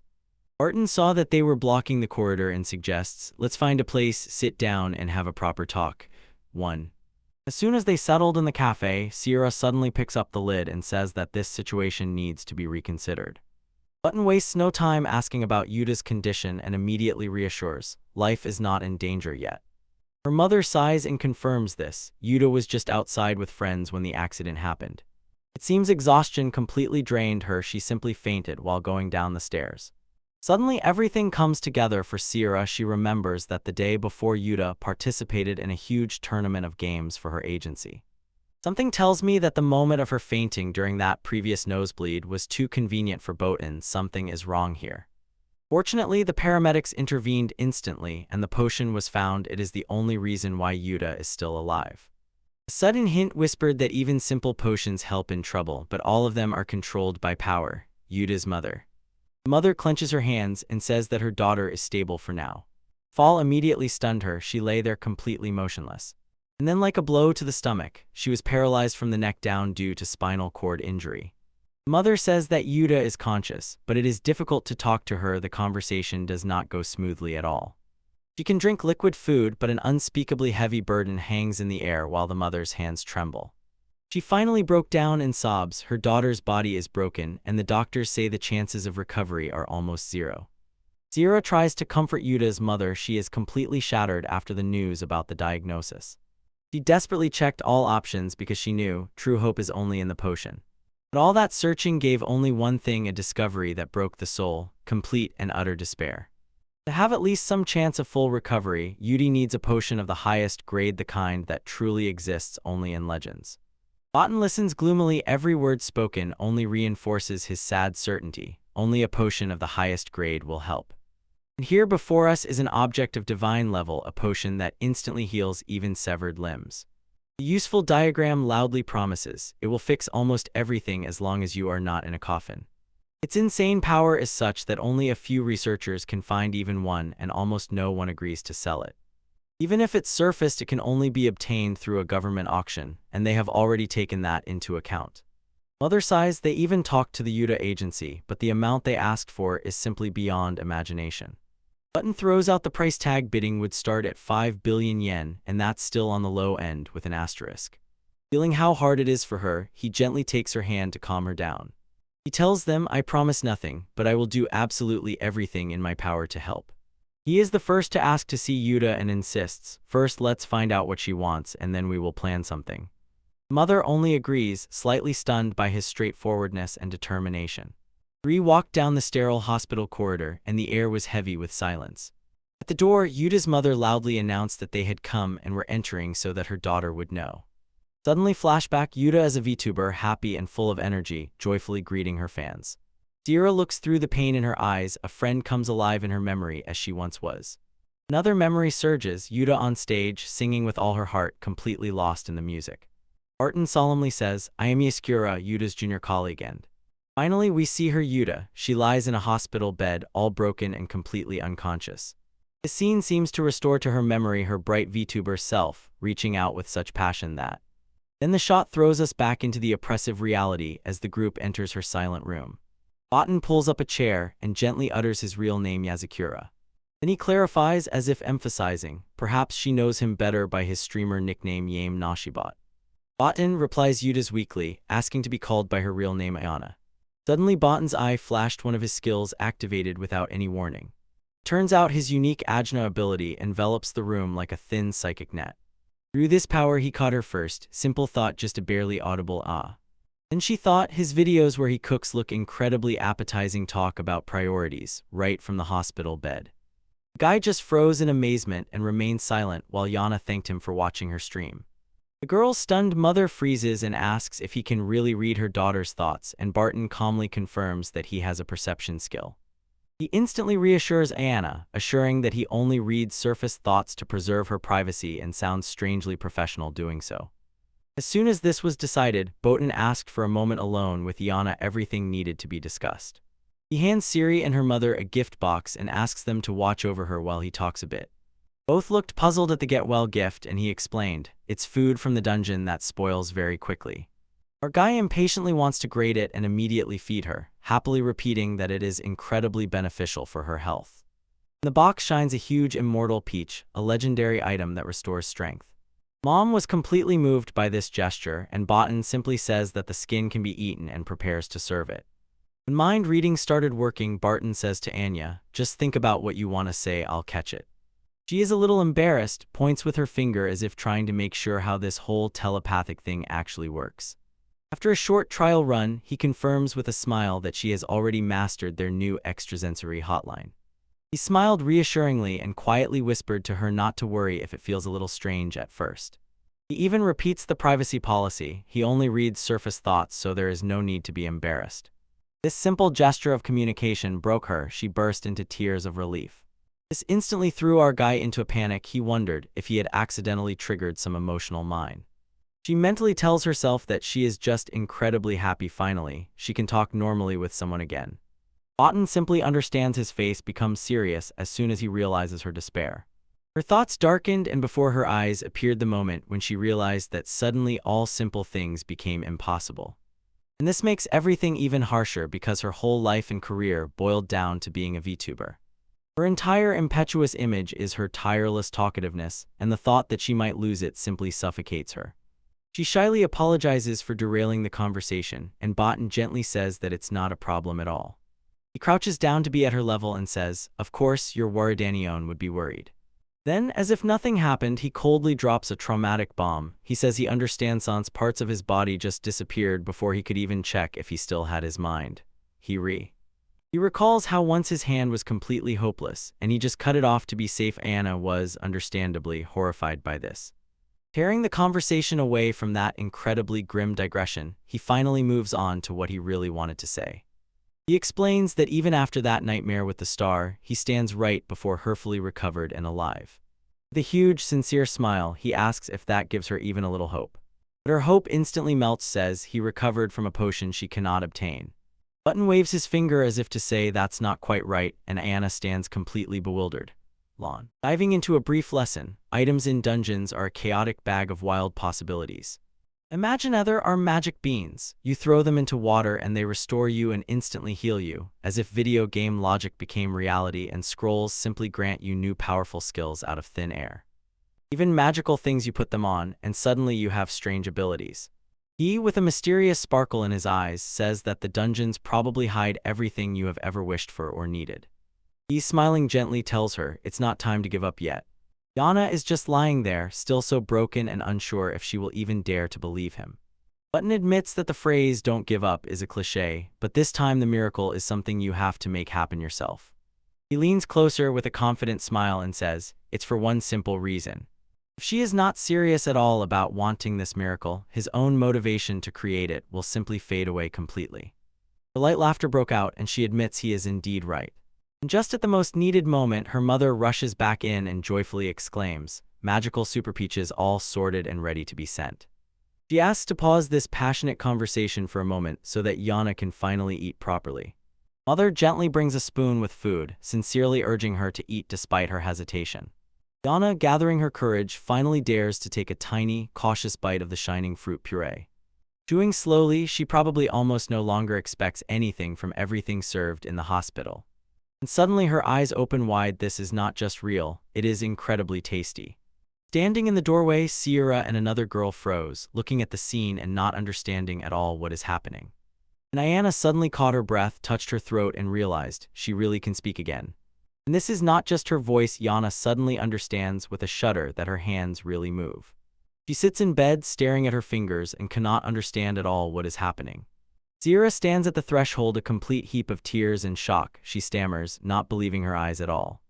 Anna's mother runs in and hugs her daughter, sobbing with incredible joy. Sierra stands as if rooted to the spot, her hands tightly pressed to her mouth. This sudden miracle completely stunned her. Meanwhile, Botan smiles peacefully and indifferently says that it seems a miracle has just happened. This instantly grabs Sierra's attention. She grabs him and shouts that he is the one behind it. But with a self-satisfied smile, he insists, "Supposedly, I just brought a gift and came to talk, nothing more." His fake "I did nothing" did not pass. She did not believe it for a moment. And here appears a brief explanation about the immortal peach, a famous, though rare, dungeon food. It is so valuable that it always comes with a state certificate from an official appraiser. The appraisal skill allows them to scan the item and instantly see everything about it as if in a Pokédex. And of course, how much you learn entirely depends on how skilled the appraiser is. The diagram says if your skill is too low you get nothing, but as soon as it rises all details open before you. So the certificate essentially states, the expert was strong enough to recognize this is a genuine immortal peach. Everyone knows it grants full recovery, but they whisper that besides this there are some unknown effects. It makes the government look at it as if it were a new potion that must be strictly controlled. For now, it has simply been classified as super powerful traditional medicine. Funny, because that is an understatement. It turned out that the first appraiser could not even read all the recovery effects of this item until he received a charge from its power. In Sierra's room, always meticulous about rules, she asks distrustfully if this is even legal after all. Giving potions to others is a big taboo. Botan smugly He explains with a self-satisfied smile, if the peach effect exceeded the official certificate, then it is the appraiser's mistake, not his. He cheerfully gives a big thumbs up and says, no problem, while Sierra looks like she's about to have an aneurysm. She immediately exposes him and loudly says, this is clearly a dubious trick that no one will acknowledge. He simply brushed off her worries about legal problems, as if shooing away the very thought of consequences. He explained with a knowing look that such glitches sometimes just happen because the number of official appraisers is artificially kept to a minimum, the skill scrolls they need almost never appear. So in this situation when no one lost money, he can just pretend to be stupid and get away unpunished. Which makes Sierra say dryly, a miracle happened and they are simply advised to ignore a bunch of suspicious details. His casual laughter prompts her to ask if he has done such tricks before. After all, he knows all the system's loopholes too well. And he burst out laughing even louder, as if directly admitting he is a repeat offender and probably created half of the legal precedents himself. Suddenly changing the subject, he threw out, looking for a miracle is a futile task, and waved his hand for them to go. Inside, Anna and her mother, with eyes full of tears, tightly embraced each other, while Sierra feels like she is intruding on their private moment. Botan just slightly waved off and said, I will call the association and the doctor. I will tell them about this minor malfunction. They asked Sierra to stay and, together with Iana and her mother, decide what to do next, and she turned out to be completely confused. At the threshold, he gently calms her one last time, saying there was no crime, so she has nothing to worry about. If a popular VTuber got involved in this story, public envy is a completely legitimate, though vile, side effect. And here her VTuber persona Yuta sits alone under the spotlight, her talent displayed for everyone to see. While many fans will celebrate her miraculous recovery, bursting with uncontrollable joy and wildly supporting her, others will be wildly angry, ready to metaphorically burn her at the stake because she was so lucky. And they will treat her like a criminal. People will point fingers at her, baseless accusations will thunder around. This is the dark side of fame. Sierra breaks out in a sweat and reluctantly admits that she really cannot deny his opinion about the inevitable public drama. Botan says it is better to talk about such problems as early as possible, before they get out of control. Suddenly she sees the association is about to drag him in for interrogation, and he just stands there silently accepting it. He presents her with a choice, either immediately return to the stream, fully aware of the consequences, or simply say she recovered, wait until the noise subsides, and maybe quietly walk away. But in the end, he says, the choice is not his and not someone else's. Now everything is in the hands of Ayana and her family. It depends on them what will happen next. Sierra instantly grasped everything and promised to deliver the message to them. Having finished his part, Botan waved his hand lightly and was already about to leave. But Sierra stops him and asks herself, what, as Asterisk says, should Anna do in this situation? He freezes for a moment and suddenly realizes he was the one who saved her and he was the one who caused this trouble. He initially reacts simply, let her do whatever she wants until she stops herself. Sierra is completely confused by his sudden hesitation and asks why he suddenly began to doubt. He says directly, the one he set out to save turned out not to be Yana, it was the VTuber Yuta. He explains, Rieka told how upset Sierra was and everything that drives him is to see her smile again. This revelation seemed to cause a short circuit in her head. She is stunned and completely speechless. The scheme seems to scream, Sierra and Anna were merely work acquaintances, not close friends. When a big streamer gets into trouble, other well-known talents are expected to unite and handle the consequences. If rescue could be bought with money, the agency would have already organized crowdfunding or started selling merch to raise funds for it. And essentially, this means one thing when everything is reduced to the most important. Botan honestly says he was only worried about her recovery. He couldn't even think about anything else. Memories surface back to his first debut. She and the other seniors always watched over and protected him. With a light, confident smile, he said that this was all just his way of repaying the favor. Sierra froze, completely speechless, as if her brain had simply left the building. She stammers, mumbling that this is a bit too much for a favor, and he just raises an eyebrow and asks if she is really that surprised. Everything is attributed to one simple thing. With that charming smile, guys just love pretending they are cool. Her mouth froze open, she still couldn't utter a word. Until she finally blushed and admitted, yes, he really is cool and she is completely falling for him.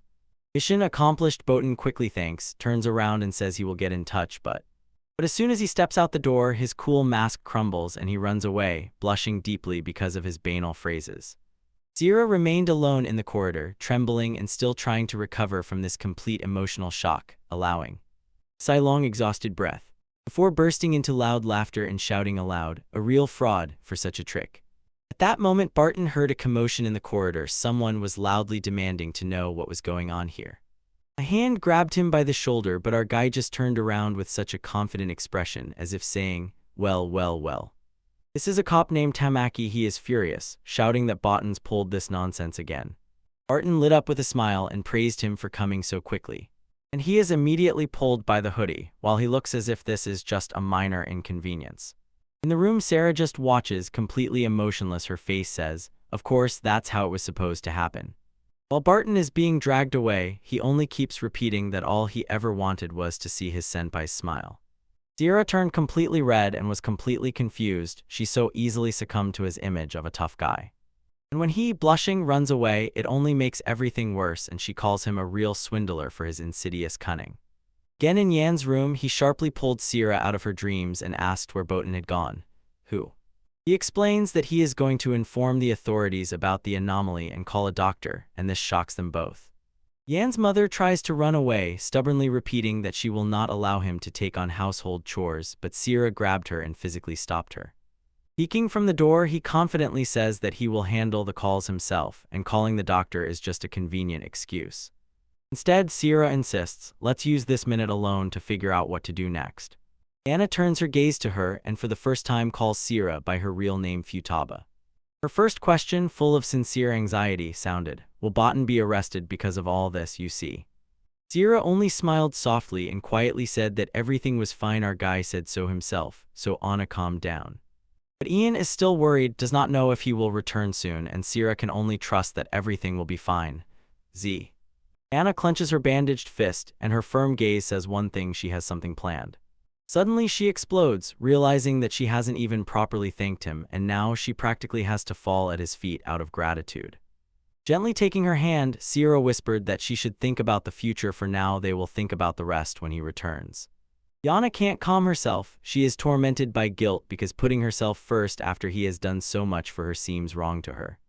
And Sierra just smiles, as if quietly reminding her that Botan told them to do exactly that. Anna is deeply impressed. She feels that he still cares about her, and she is completely confused. On a convenient diagram, it was visible her affection meter for Botan simply exploded and flew beyond all limits. His banal pickup lines worked a real miracle. Sierra looks with such a knowing smile, as if she understands this feeling too well. And Ayana confesses she was saved for free from lifelong despair. Well, who could resist that? Cyro immediately, with a sparkle in his voice, begins enthusiastically telling Ayana about Botan, listing his charms one by one: beautiful appearance and wonderful character. She is flustered, not knowing whether to call him cool or cute, while he is meanwhile just a silly guy making a peace sign. Anna only sighs and agrees. He really is an extraordinarily good person, and even that is said too softly, but Sierra sharply interrupts her, grabs her hand, and says there is something more important to talk about. Without ceremony, she directly asks Anna, what is she going to do now that she has recovered? At the crossroads, return to streaming, take a break, or leave the scene altogether. Anna is in complete shock and sharply demands an explanation as to why she should even mention retirement as an option. With tears in her eyes, she insists she still has so many things she wants to do as a VTuber, and she plans to return. Then Sierra says this is exactly what she and Barton were just talking about in the corridor. The warning thunders like thunder. If our VTuber character Yuta returns, the internet will simply explode. Aeon is confused. She says she has haters but doesn't understand why this time it is so radical. Gently smiling, Sierra reassures her, most people will not hate her and will even be wildly happy, but there will always be a loud minority who refuse to believe in the miracle and call it a cunning trick. They will be overwhelmed by wild rumors, accusations of crimes, and vile slander from jealous strangers. At the very heart of this wave of condemnation will sound one poisonous question: why were you saved? Knowing all this, Sierra asks herself, can she still confidently say that she wants to return?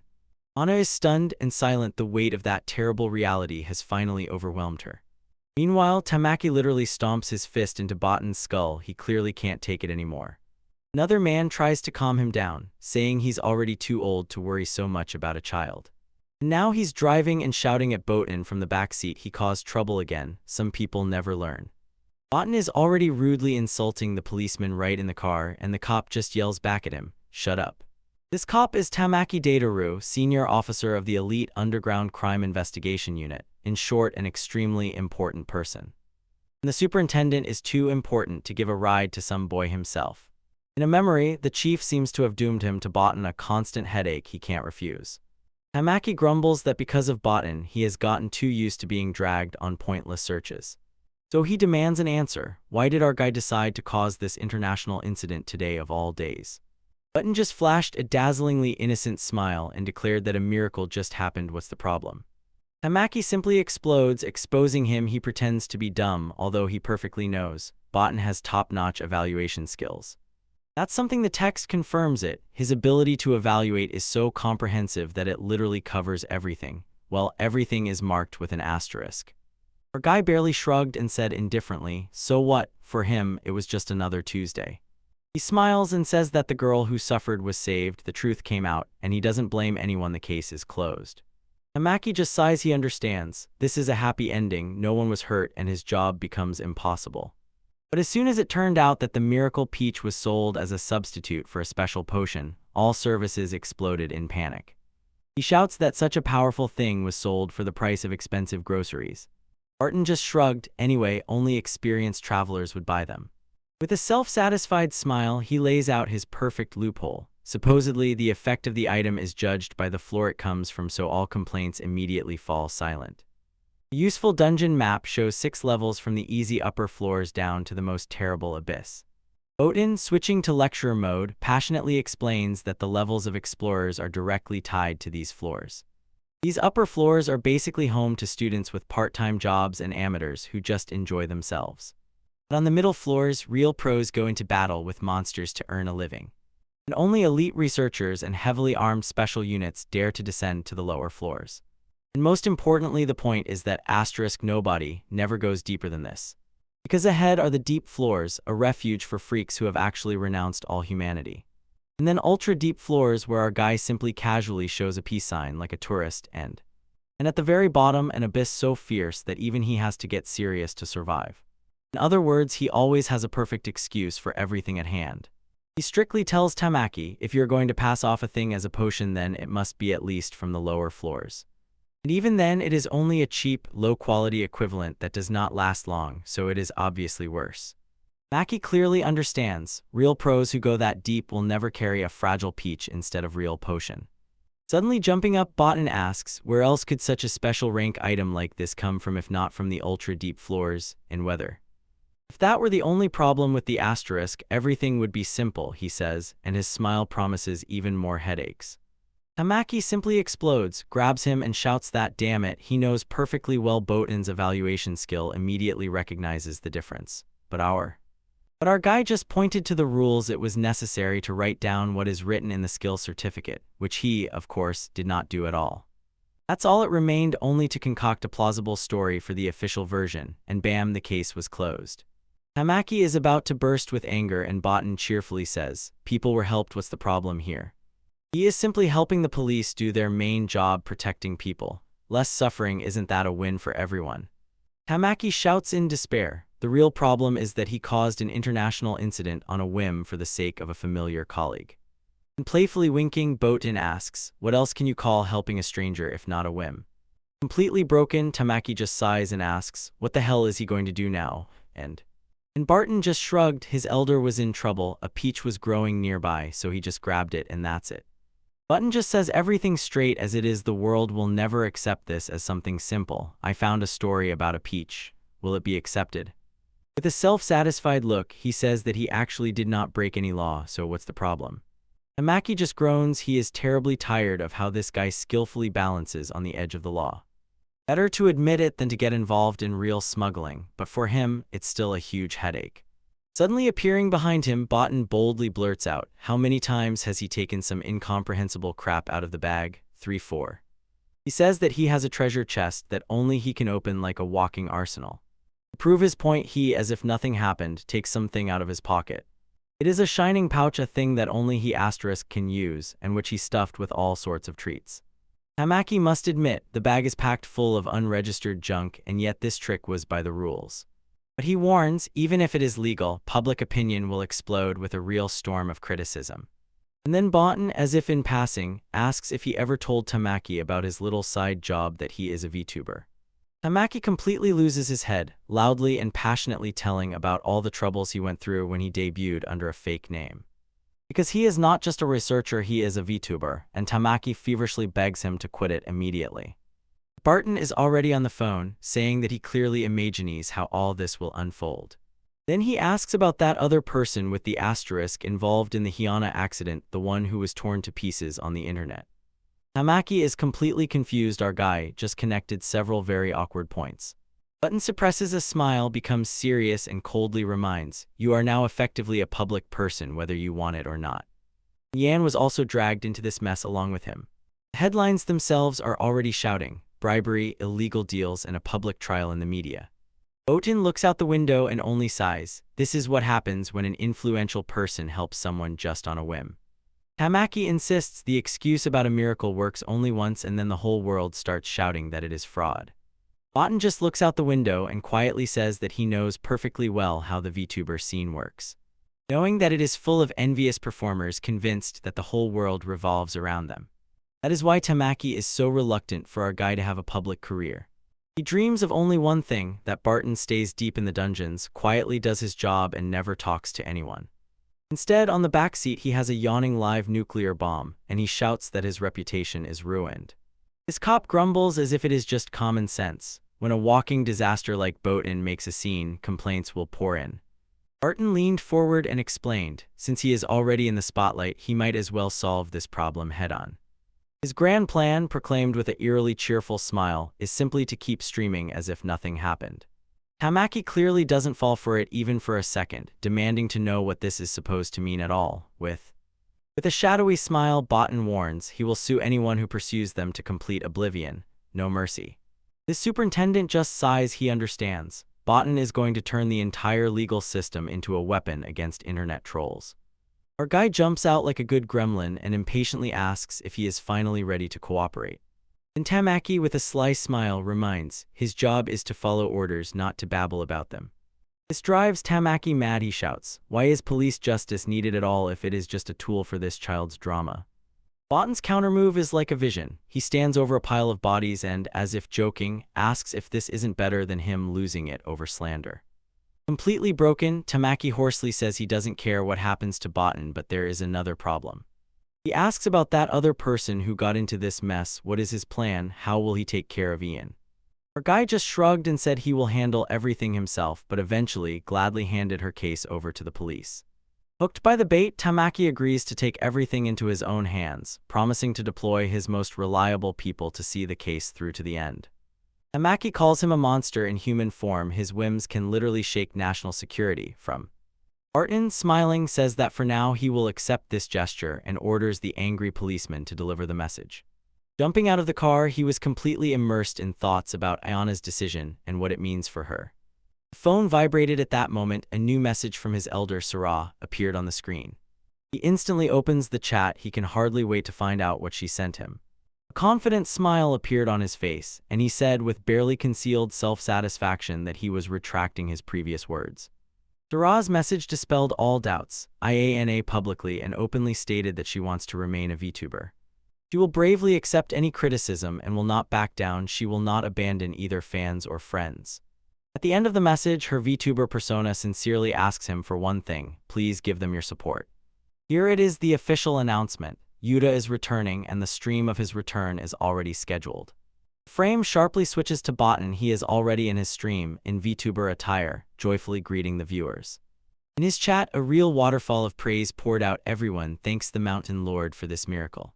He even laughed and jokingly admitted that he never imagined a simple useful snack could lead to a full recovery. The official story is this: supposedly they found a marvelous peach with unknown healing powers, and judging by everything, this peach was truly from the heavens.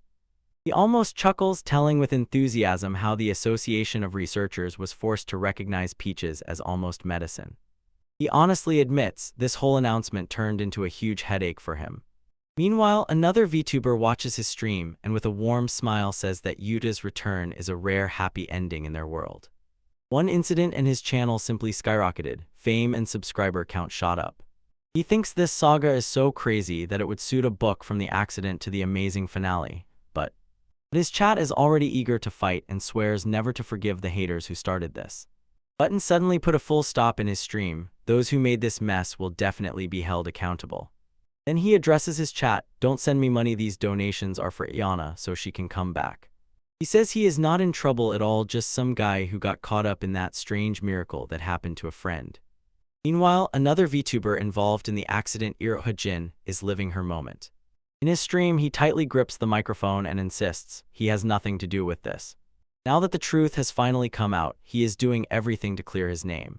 But Botan does not take this at all. He decisively orders his fans to give every last bottle of perfume they were going to gift him instead to Iani. A storm of praise erupts in the chat. Everyone calls him a hero, and he only blushes and cries from embarrassment. Brushing them off, he tells everyone, get out of his stream and go watch Yuta's return. He smiled gently and told them, go and properly welcome your idol at home. And then he reveals his main plan. This entire stream is just a decoy to occupy everyone. In fact, he doesn't even watch her stream, he just listens to her voice while fiddling with his equipment. Because his channel is only about snacks and the real show is happening somewhere completely different. His chat instantly sorts everything out, he covers the situation and then takes care of the people, that is the legend. So he announces the real plan for the evening, his asthma, which flares up every time he fries chicken skin for a snack. He listens with every cell of his body. Her stream is about to start. Clock struck exactly 9 in the evening, the time has come. On her channel, Yuta steps onto the huge stage and addresses her fans. Do you hear my voice? Botan just smiles while the chat explodes. He understands. She is beginning her comeback with an emotional anime song. He literally wipes away tears while the chat excitedly says that the song is about the miraculous return of a forgotten heroine and it is the perfect choice. Yuta pours every drop of her soul into this song as if shouting, don't forget me. Her eyes are wide open, pure, sincere determination burns in them. She does not retreat for a second and she steps onto the stage shining like a beacon of confidence and letting the whole world know, I am here to stay. Chat and Botan is already sorting everything out and calls this song absolutely perfect for a comeback stream. And the very words of the song literally, I have returned, to really emphasize it, you know. She commands the viewers to look only at her and to burn this performance into their memory forever. During the stream, Botan smirks and notes that the live performance impresses less than the anime, but he got the point. An incredibly satisfied smile blossomed on his face, and he simply soaks it all in. His chat is simply going crazy over Yuta's performance. They say, she seems to be in a completely different dimension. And on top of that, he was bragging he just crossed 800,000 subscribers, a nice bonus for causing an international incident. He glanced at the phone, a bit embarrassed. The chat suddenly started worrying about him. Then he happily explains that his stream is just background music for her stream while he fries crispy chicken skin, and his chat isn't even impressed. So he just slammed the lid on the pot, and the chat tears him apart for even pretending like their opinion matters to him. He thinks as if making the move of a supportive guy from the shadows, isn't he? His chat is in complete chaos. Some understand it, others call him tender, but everyone agrees he firmly keeps the risks in check. He grabs a knife and shouts, now we really start this culinary stream. He calmly heats the sidewalk so much that it literally glows, and his chat just screams in horror. And then unhurriedly, slowly prepare some ginger and green onions for the pan. He starts cutting ingredients at superhuman speed, and the chat is in total shock. Only in the world of Mango is this even possible. Confusing him, even when he insisted, took a second, but his chat knows only he could pull that off. So everything is decided. Botan is now explaining what the main event of today's stream is. He reveals that the main ingredient is the skin of a lower-level chicken monster, and his chat is just blown away by its incredible size. Our guy, admitting that he dropped it in some sand while collecting it, simply quickly washes it off. Viewers in the chat joke that it's the size of a doormat, and he just smiles and says that this is manly cooking and paper towels are not needed. To make it clear to everyone, he decides to post a photo of the chicken on Twitter. It turned out to be a terrible giant monster resembling a phoenix, and the fans are even more scared that it was so calm that it even managed to take a photo. Now that everyone is aware, he throws a question into the hall. Are they ready for him to start cooking this nightmare bird? It's simple, throw the skin and some fragrant ingredients into a hot wok, let the fat slowly melt out. His chat is in shock, no one believes how simple it is, and Botan is just happy that they are catching on. explaining that rendered chicken fat is a real cheat code that makes ramen and fried rice incredible. The food is already cooking and he settles in front of the screen to watch Yuta's stream she is about to perform with a guest. And on her channel, she is already standing on stage with two other VTubers and, shining with excitement, announces that their next song is a trio. Three of them instantly struck a pose like a real idol group ready to conquer the stage. Yuta simply electrifies, pouring all her energy into the performance, pulling. She explosively performs incredibly dynamic dance moves and loudly sings the song. Her appearance on stage is like a magnet, she completely captures the audience's attention. Returning to the kitchen, Barton froze completely enchanted and quietly admitted to himself how incredible she was. This performance was called nothing less than stunning. The silhouette of the trio was reflected in her burning eyes. He is back by the stove, thoughtfully realizing the pro has crazy video and sound equipment that he cannot match. Suddenly his chat exploded with shouts, "Stop, this is dangerous." It turned out the real danger was Barton, who indifferently stuck his hand into boiling oil, and his chat just lost their minds. He laughed and cheerfully explained that an ordinary person would definitely get a serious burn from that. But our guy is completely calm. He says such heat is not even noticeable to him, to the great horror of his chat. After he so easily proved that fire does him no harm, he calmly pours out the monster's rendered lard. And here it is in front of him is a flawless bowl of what he calls Tyran chicken oil, ready to be bottled. He begins to guess how much to ask for it, and the chat mercilessly tears him apart, saying that only a fine wine could have such a price. Returning from the walk, he simply shrugged and said, "The market will decide the price itself, and meanwhile he will make the snack crispy." His chat still cannot comprehend his wealth, and some simply beg to find out how unrealistically rich he really is. One commentator said, "Just look at how Botan behaves. It immediately becomes clear that the rumors about his and Yuta's quarrel over money were pure nonsense." But another fan sharply retorts, "How can you deny the story saying he accidentally gave her an item worth a fortune?" Seeing a comment he did not like, Botan decides, it's time to put all the dots over and before everyone watching. He explains that in the deepest dungeons hide things whose value is literally measured in billions rare metals and legendary potions. Suddenly he becomes completely serious, points at the screen, and firmly says that this incident is in no way connected with Iroha Jin. He is already fed up with this and is about to bring down the hammer on the user just for even suggesting it. When the problematic commentator was instantly deleted, he just smiles and declares that the talk about money is now officially over. Meanwhile, on her stream, Yuta glows with pure joy, fully immersed in the song. Button, smiling, lifts a hot bowl of fried chicken skin and says he has tasty food and a cool show, so life is just perfect. He proudly presents the last dish, a full plate of crispy golden brown monster skin, AF. The final pinch of salt and his best snack for the streamer is officially ready. He lifts a piece and loudly exclaims that the crispy skin is the best part, and the chat unanimously agrees. His chat is just going crazy over the finished product and shouts for someone to bring drinks immediately. At the first bite, Button decides not to get creative, just a pinch of salt to start. He brings the crispy monster skin to his lips to finally taste it, and at that very moment. And in that moment of pure concentration, the whole world around instantly dissolves.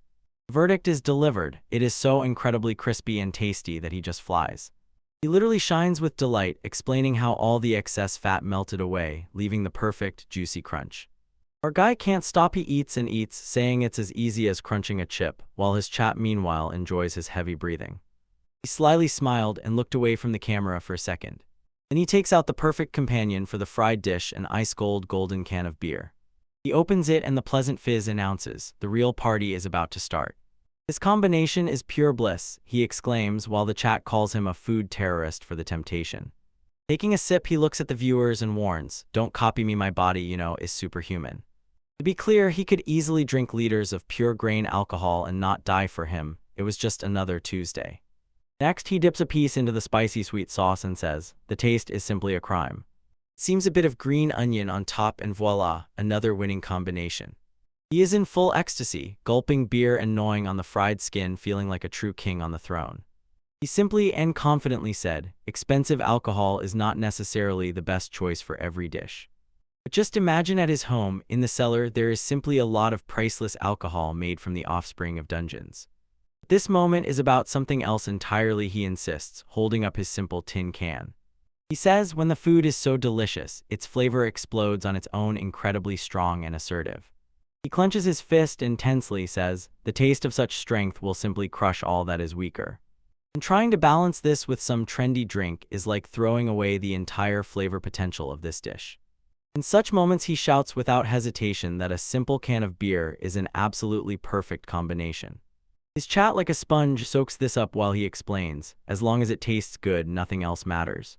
Meanwhile, in her stream, Yuta sings at the top of her lungs like an angel and simply glows with happiness. It just brings a smile to Bot, and he says the most important thing is to enjoy the food, the drink, and the moment itself. A pile of empty cans grows, and he stubbornly insists that bringing anything else to the party is complete nonsense. But suddenly he froze. Something appeared on his laptop screen that completely threw him off track. An incoming call suddenly flashed on his screen, and he has no idea who it could be. Somewhere else, someone is wildly pounding on the keyboard, diving into the legends of this craft. An F. Thread exploded on the forum. A new fan asks how incredibly strong is Button really. These answers essentially sound like a report on a national security threat. He is an army in one body. He shouldn't be a VTuber. Others already call him the true savior because he so skillfully arranged a happy ending for Yuta and the most interesting, the only public comment from Botan sounded like this. She called Iroha-jin lucky, and it simply shocks everyone. From the shadows, another VTuber is peeking and laughing how entertaining all this looks. Turns out she is the one calling him. Her name shines on the screen, Yamanyushi Botan. What? Suddenly, a tiny chibi version of her jumps out of the pipe in his kitchen and asks for a 3D collab. He barely agrees, and she bursts with joy and celebrates as if she just won the lottery. Kicking her legs, she explains that she is insanely a fan of super plays and always dreamed of seeing one live. She approached him closely, looked into his face, and insisted that it be scheduled as soon as possible before he becomes too busy. Botan pretends that his sudden fame is meaningless, while Yamanyushi is already looking over his shoulder, eyes full of admiration. A sharp cut leaves no doubt. Yes, his circle of acquaintances has officially become too complicated.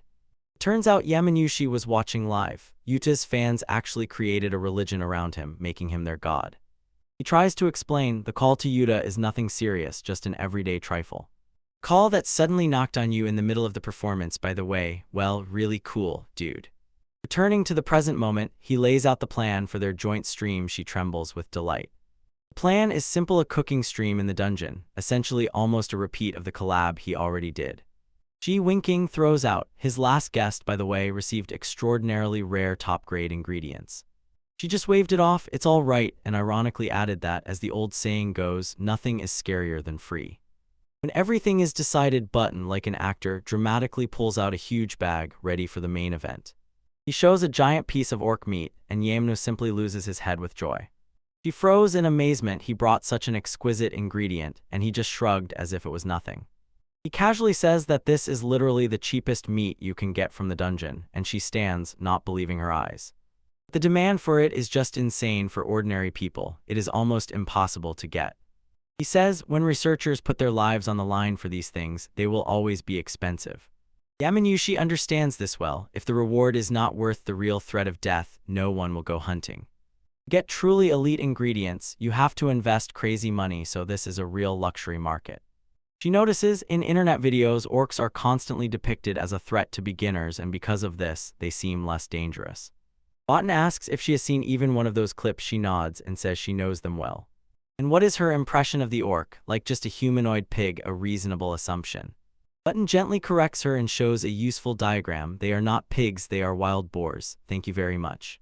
Then he asks what kinds of amateur explorers there are, in her opinion, and she says they are just a bit weaker than him. Our guy burst out laughing, called it a complete miss, and puffed out his chest, boasting that he is at the highest level. He clarifies, even the most famous streamers who boldly enter dungeons are all considered elite. He explains that an ordinary amateur explorer in physical fitness is no worse than the best professional athlete. Yamanyushi is completely stunned. He cannot believe that explorers can really be so incredible. Botan just smiles sinisterly and says, for an explorer, this is not impressive at all.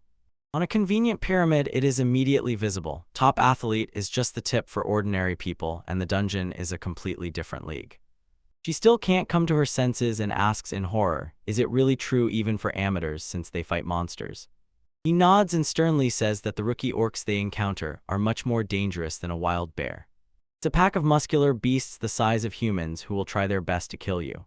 But here below, the title of Olympic champion means nothing, so Yameniasi stands stunned and completely confused. He answered simply wisdom, courage, and a drop of that enhancement magic from fantasy RPGs.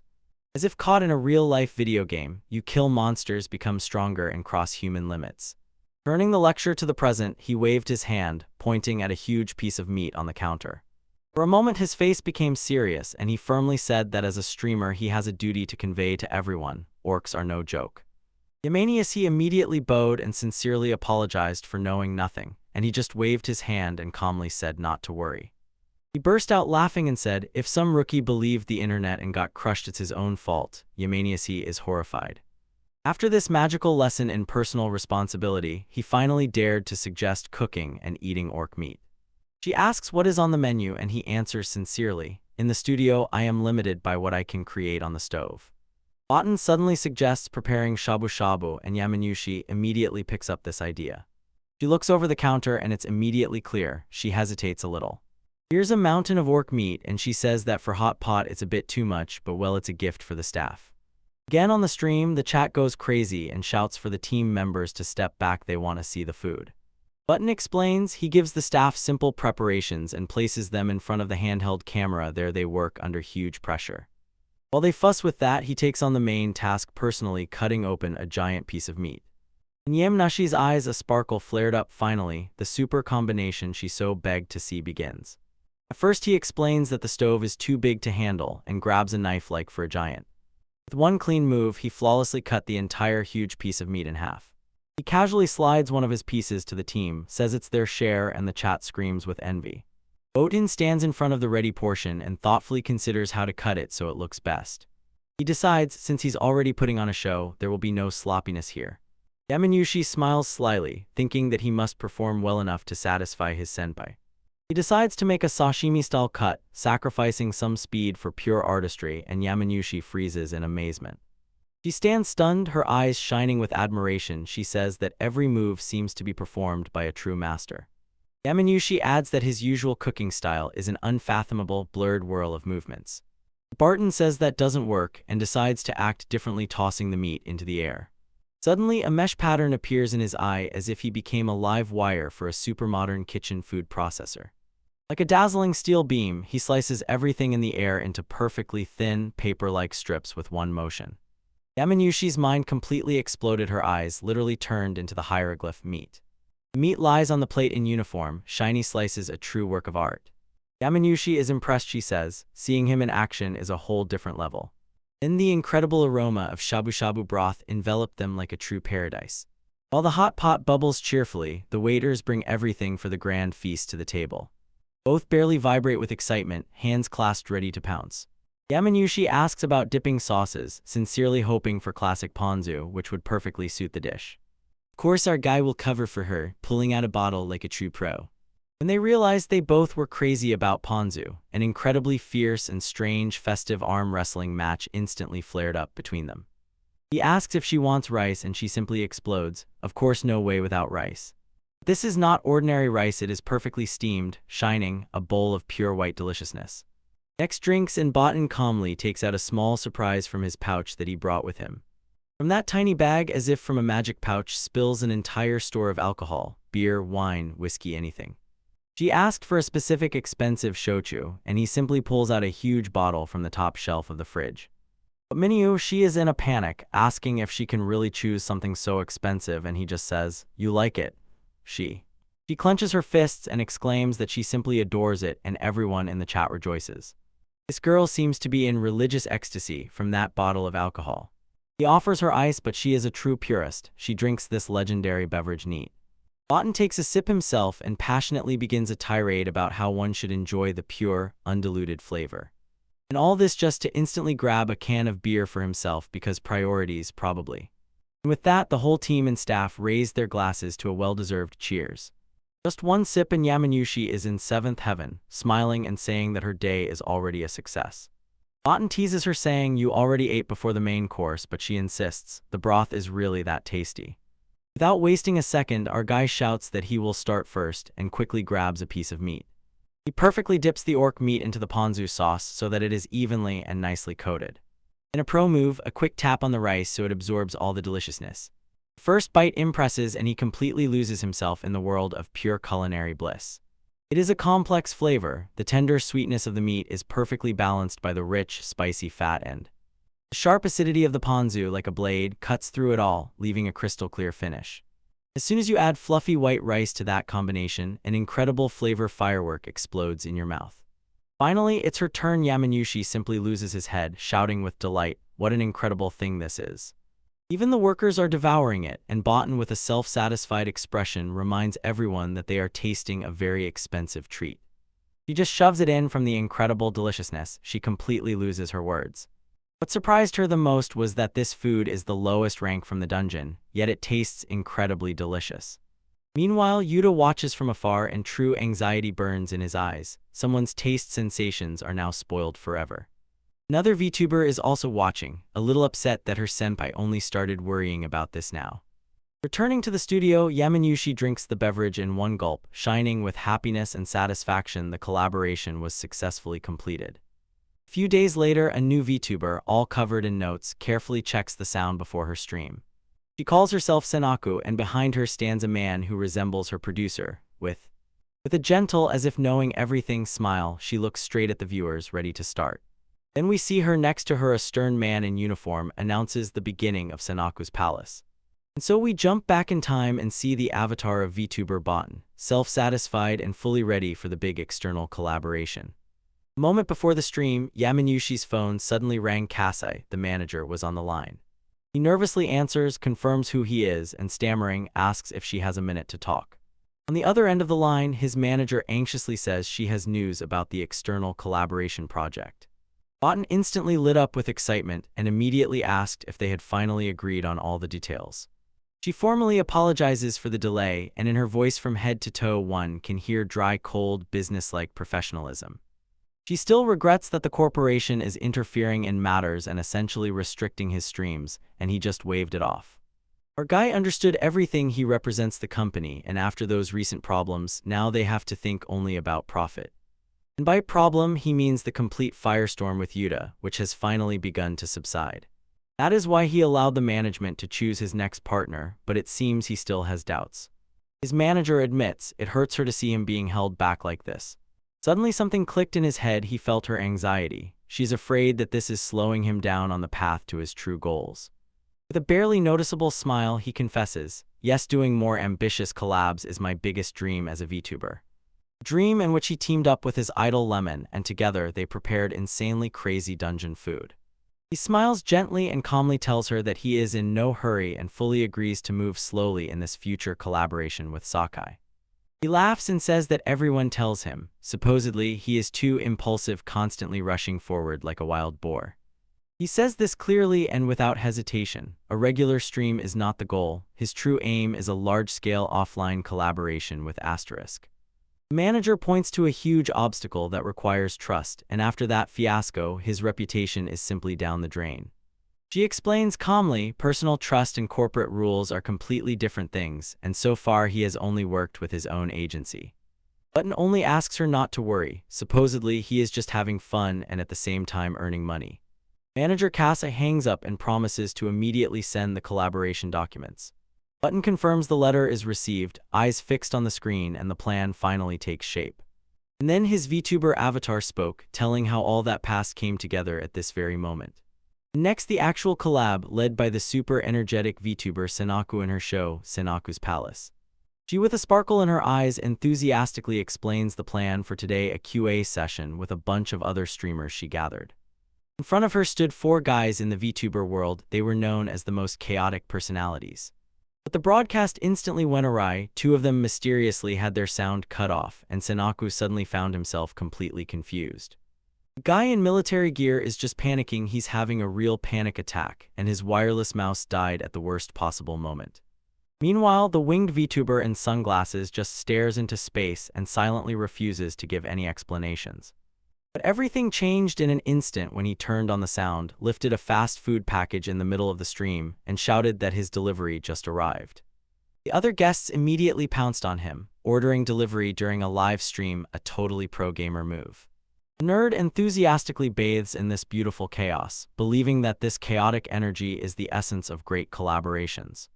He got a little emotional realizing that for the first time he truly felt part of this world. Another guest is shocked, admits he's their fan, and can't believe this is really happening. Poor Sinaku tries to calm the flow after that messy start. She energetically opens the official introductions. The first guest seems like a cute magical girl, but imagine is actually a middle-aged man.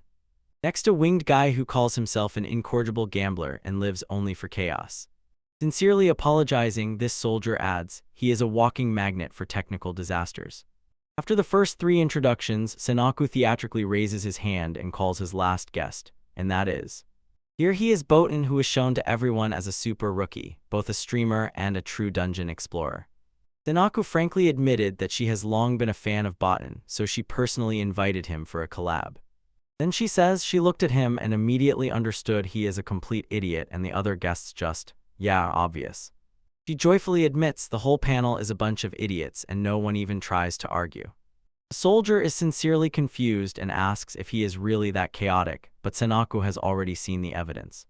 Oh yes, there are entire collections of moments when his equipment fails and streams go dark, live a true natural disaster.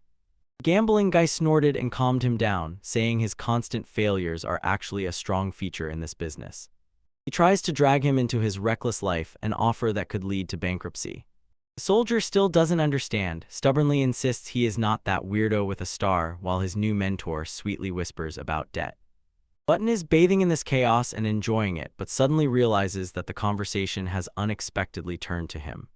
Sinaku reviews her notes and confidently says, judging by his answers before the show, Botan is undoubtedly the craziest here. She completely loses her head and asks if he is serious, and our guy just laughs, confirming that every crazy word of his is true. Everything is decided, makes Botan the loud finale of the QA session. She sincerely admits never before has a guest tested her skills as a hostess like this, and she is delighted. Pure crazy joy blossomed on her face as she prepared to dive into madness.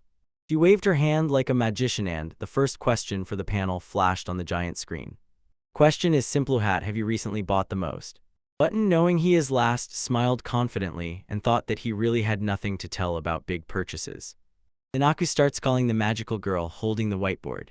Her big purchase is a brand new, high-class microphone, specially made for her ASMR streams. Botan immediately asks how much it costs, and she freezes for a moment, already ready to lower the price. She names the price a whole 200,000 yen, and the guys just lose their heads. After this explosive statement, Sinaku, as if nothing happened, calmly moves on to the next guest, a military dude. He pompously boasts that his big purchase is a super powerful PC, which he bought right before the debut, but then immediately apologizes for his boring and overly practical answer, and Sinaku is insanely annoyed by this. The passionate guy tries to comfort him, saying that a PC is normal and the other people are weird. So there he is, all in an apologetic pose, while Sinaku exposes him as a pathetic suck-up. Impressed, she glances at the passionate guy and basically calls him the next weirdo in line. And this dude, bursting with excitement, admits that he spent 2 million yen on a lucky pack during a gacha stream. Sinaku is just shocked he spent a ton of money on collectible cards, but says, one lucky opening will pay off everything. The rest of the panel can't even imagine how someone can be so irresponsibly throwing money away for the sake of a hobby. Even Botan, who plays the same game in the app, laughs at how all this got out of control. Sinaku raises the microphone to Botan and loudly announces that his answer makes him much crazier than everyone here. Suddenly, our guy realizes this whole question was rigged to put him in an awkward position at the very end. Sinaku still couldn't believe her eyes, so she asked him to confirm that it was really he who recorded it. His answer appears on the screen: 2 studios, and 2 entire buildings are visible. The whole panel seems to short-circuit when one of the guests literally tells him, speak Japanese, because it makes no sense. Sinaku asks again if that means he took them on a long-term lease, and Botan, as if it's nothing, replies indifferently, no, I bought them. He says he found a place where the kitchen and music studios were neighbors under one roof, so he just bought it. She is just screaming now, she can't understand that he just impulsively bought 2 studios. Botan slightly shrugs and says it's nothing special, not like buying a whole new outfit or something like that. This gambling guy is just losing his head. Shaking the nerd, he shouts about hundreds of millions he just lost. He calmly explains that booking a studio for dubbing and singing is a real nightmare with scheduling. Having your own corner where you can drop by at any moment is much more convenient and a truly simple solution. The military man bluntly asks Botan if he might be a little out of his mind. Our guy simply calls it an investment. Others insist that they are not cheap at all, but this is just beyond all limits. When the magical girl asks why he does it, Botan simply smiles and admits that he is fully aware of his problem. His logic is simple: money in the bank is to be spent, and when there is enough, the balance barely moves. Now this gambler, his biggest fan, says with a sparkle in his eyes that he always wanted to say that phrase about an infinite bank account. Then he grabbed Barton by the head and, as if in a last despair, begged him to say no Chan if he dees the last request of a true freak. Finally, Sanako intervenes and throws the main question. A culinary studio for his streams is clear, but why does he need a music one? With a creepily cheerful smile, Botan simply says, it was basically a freebie that came with the house. Ignoring all the streaming rules, Sanako boldly asked him directly how much money he really has. The camera slowly raises its gaze to his laptop. The bank account screen flickers with a 13-digit number. And the whole panel suddenly froze. Their brains instantly gave a blue screen and could not process so many zeros. Sanako shouts at the top of her voice, asking if he is real because she has never seen a number with that many digits before. Those two now fell to their knees, bowing to the ground, calling him the Oil King and fervently apologizing for ever doubting him. It turns out this is just the profit from selling one rejuvenation potion he found in the dungeon. It was bought out at auction for 15 trillion. He was clearly pleased with himself, thinking that although the topic was a real sensation, it definitely added drive to the stream. This gambler immediately tries to take over the stream and loudly shouts at Sanako, drop the plan and just interview the billionaire. Embarrassed and unable to argue, Sanako simply snaps, shut up, and as if an explosion, the show resumes. Sanako, physically pinning down the soldier, loudly announces the rules of the next round. You answer first, and then the big reveal with. With a theatrical gesture, she throws the question, who here on this panel is the coolest person? This eager guy stands confused, not knowing how to approach this, while the soldier stubbornly insists that he is the absolute bottom. Meanwhile, the magical girl proudly announces, it was no problem at all to answer, full confidence, zero shame. This soldier guy asks if they all agreed on their answers, and the magical girl just winks and says with a smile, it was total chaos. And in response, Botan simply shows a photo of his cute cat Kaneko-kun, and everyone's hearts immediately melt. This magical girl immediately shouted, using a cat is basically cheating in a joint stream. Suddenly the soldier recognizes the cat and, unable to contain his surprise, asks, so you are the famous cat from that incident, and then he looks at this incredibly simple name with surprise, Kaneko-kun, which literally means Mr. Kitten. Botan simply says when he found him he kept calling Kitten and the name just stuck. Enchanted by cuteness, the charming girl dreams of cat ears, but the gambler reminds her, she already has mouse ears. Suddenly it all comes down to her calling Sanako mom, and a loud I'm not your mom erupts. Calming the chaos, Sanako announces, let's move on to the last question of the day. The screen suddenly flickered and a prompt appeared, what's your freshest, biggest screw-up? This gambling guy said without hesitation that it was an obvious trap to squeeze embarrassing gossip out of the newbies. But the soldier completely misunderstood the situation, took off his hat and saluted the one he mistakenly thought was the caring Sanako. Poor guy.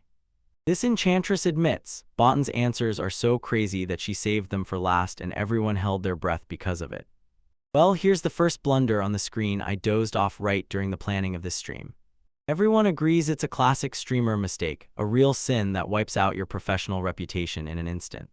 Sanako, as if on a theatrical stage, dramatically points to the panel and loudly demands to know who is to blame.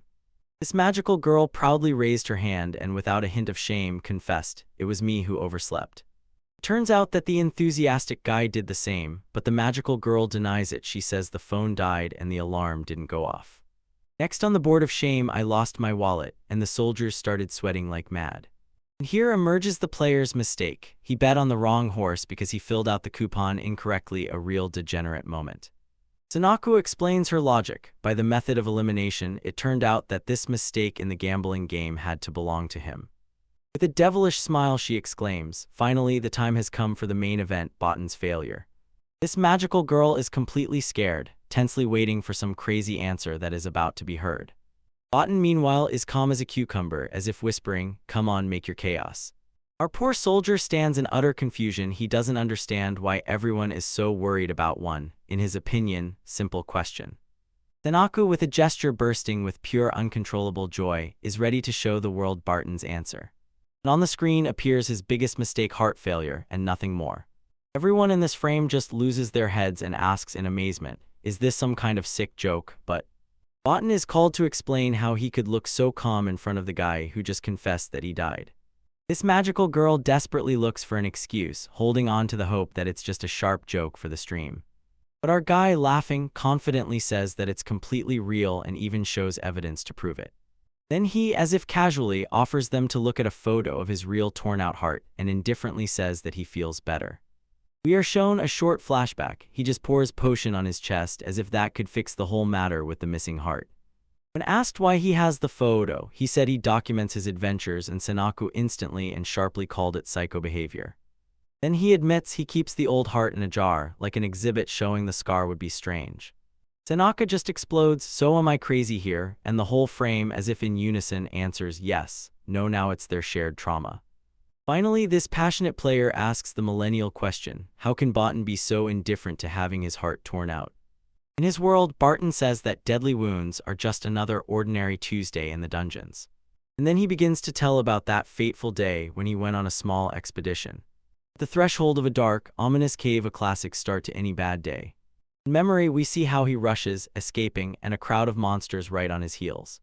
Glancing quickly back, you see, he has already taken several hits but still manages to stay ahead. And the one leading the attack is a gigantic, terrible single boss, and that is never a good sign. This monster unleashes a devastating attack with one incredibly strong swing strikes downward, the gaze. Barton was struck with genuine shock when he realized he had made a critical mistake that would turn his whole life upside down. The fist of this Oni passed through him, and his heart literally fell out. He forgot to hide it, the slap of all time. He cheerfully retells that fatal mistake, and the soldier looks as if he has seen a ghost. Meanwhile, the gambler laughs uncontrollably. This whole story seems incredibly funny to him. This magical girl is simply trying to understand basic biology and asks, don't people just die without a heart? And Botan, with a self-satisfied smile, says, surprisingly, this is not yet the instant end of the game. Then he instantly says, the heart is just a pump without which one can temporarily manage. So she asks if he immediately resorted to a potion to stop the bleeding because that was the only logical step. No, he counterattacked the boss, finished the fight, and then casually patched a huge hole in his chest. Tanaku is simply stunned. He says that any normal person after such an experience would be traumatized for life but hours. And our guy just laughs, saying you won't become an adventurer if you let such a trifle as death bother you. He strikingly posed and said, you're not a real pro until you've died at least once. This soldier earnestly asks everyone not to think that all researchers are like this monster who so easily rises from the dead. Tanaku tries to squeeze this complete disaster the story they just heard into a few words. She officially says that ordinary people like them are simply not capable of comprehending Barton's reality, so they just give up. Everyone agrees digging deeper means releasing even more unclean chaos, and they are not ready for that. And then Tanaku finally presses the on-air button and thus officially ends the craziest collaboration in history. Everyone on camera sighed deeply with huge relief, just happy to have survived the broadcast. New girl in punk rock style anxiously asks if maybe they overdid it a bit, while Tanaku looks completely exhausted. And I just smiled brightly at Tanaku and said that it was a wonderful confusion and totally worth it because she was the one who invited him. This soldier admitted that the stream really stuck in his memory, and the gambler added that Barton simply stole the whole show. And Barton just shrugged indifferently as if saying, that's what happens when I'm around. And then he, laughing, suggests that they all soon do another collab, and the gambler just falls into complete shock from this. Looking at the screen, the player gasped. Now he is friends with the entire panel, stepping outside his usual circle for the first time. He quietly and happily says, yes, it is clear that he is truly pleased with the new acquaintances he has made. Our gambler is sincerely touched. He says he found a new friend and can't wait for their next stream. This touching moment instantly disappears. He gets fired up and shouts that next time they need to be even crazier. After some time, the player sat back at his desk and answered a work call. On the other end of the line was none other than Barton. Suddenly, the same punk girl Hanabi bursts into the call, loudly shouting Barton's name and startling the player. She passionately tells another girl how insanely cool the last collab was and says that Barton's performance was a real blast.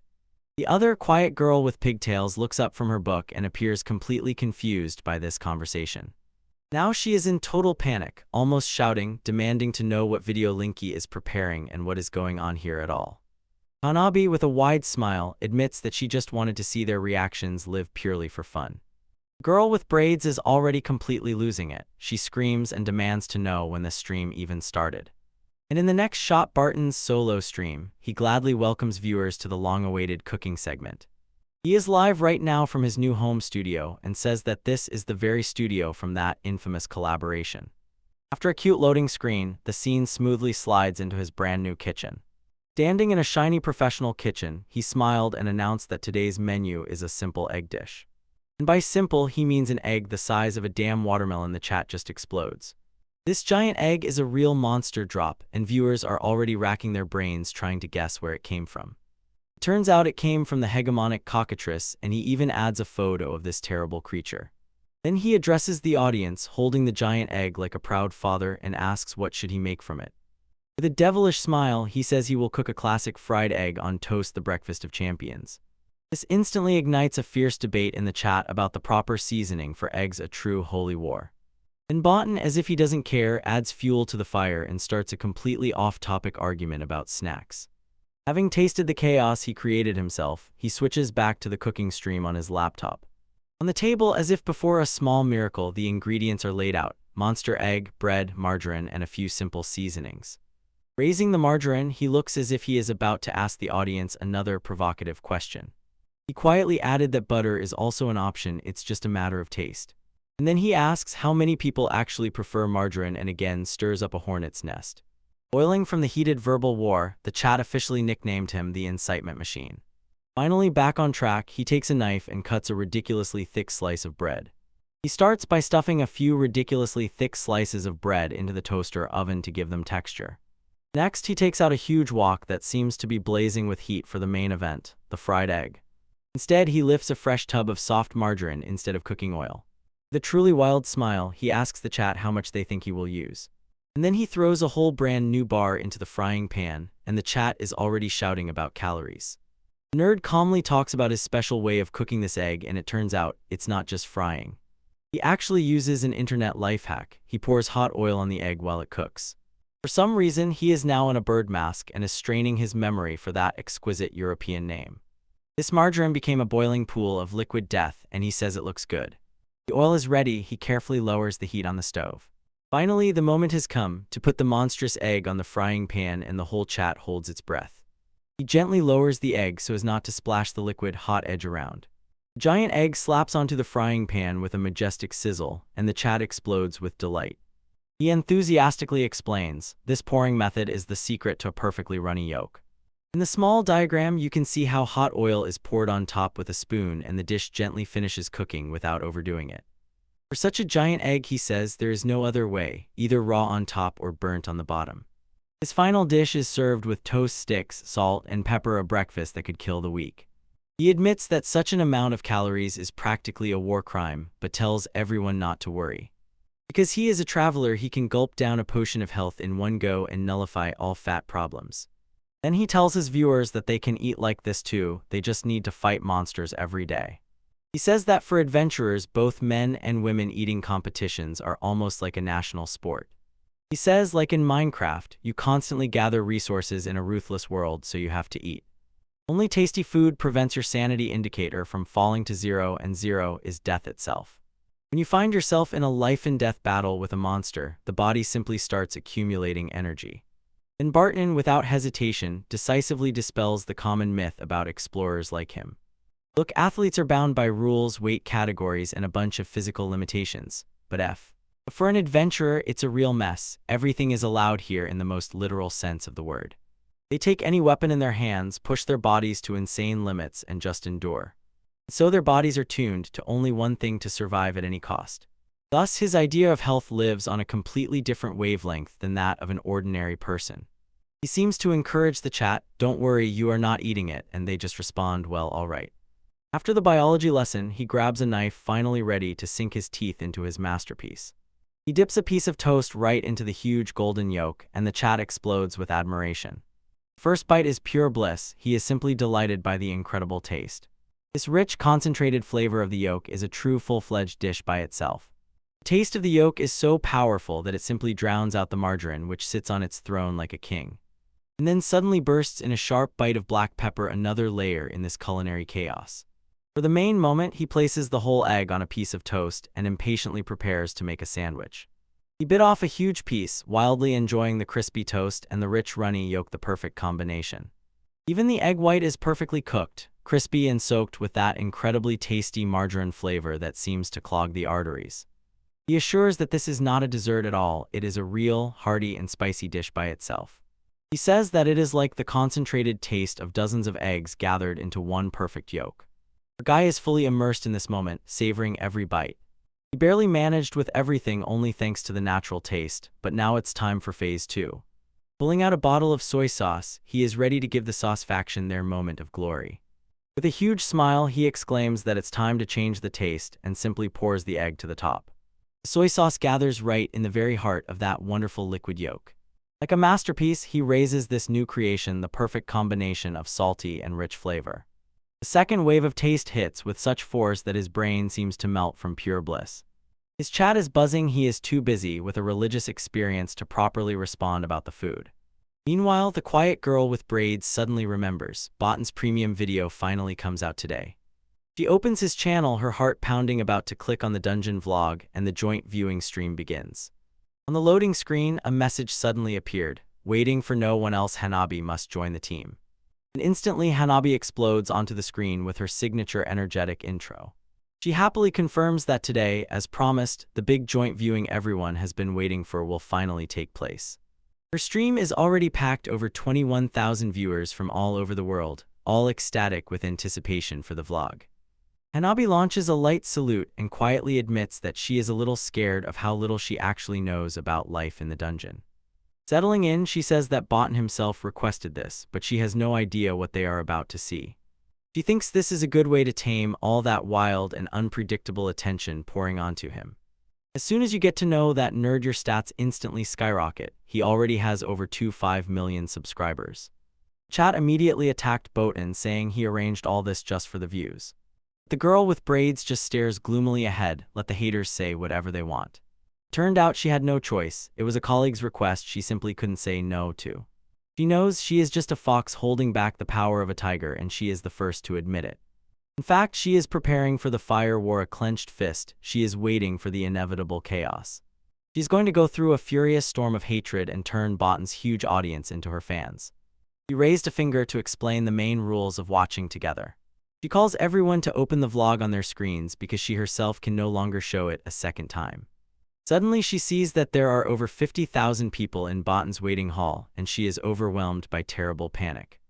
A 1-minute countdown lights up on the screen and the air fills with tension.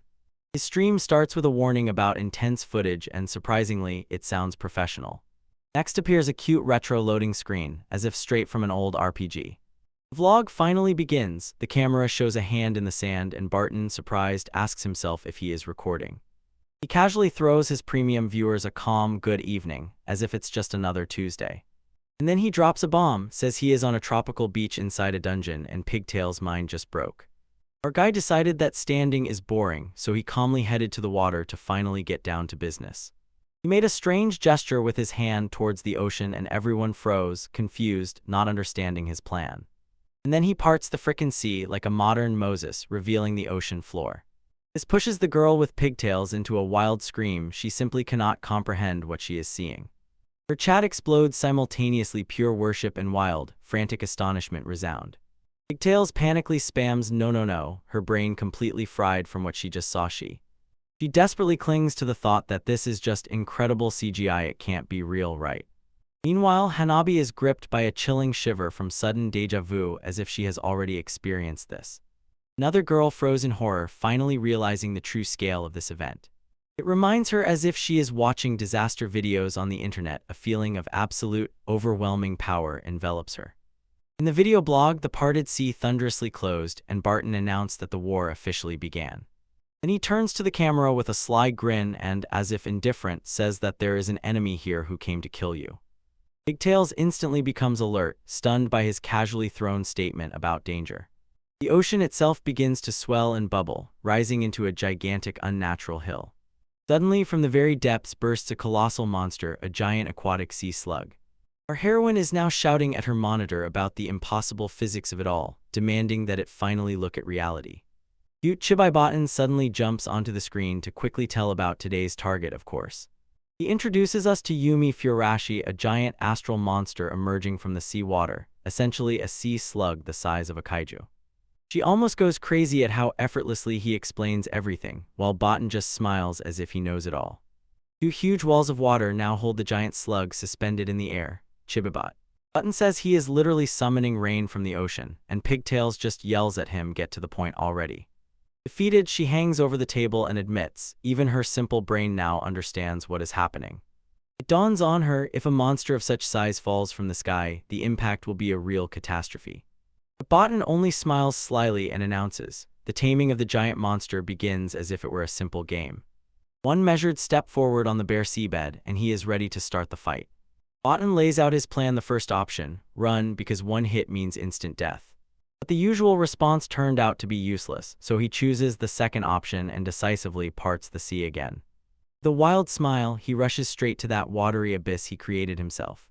Then he does a crazy backflip right over what suspiciously looks like a sea mine at the bottom of the ocean.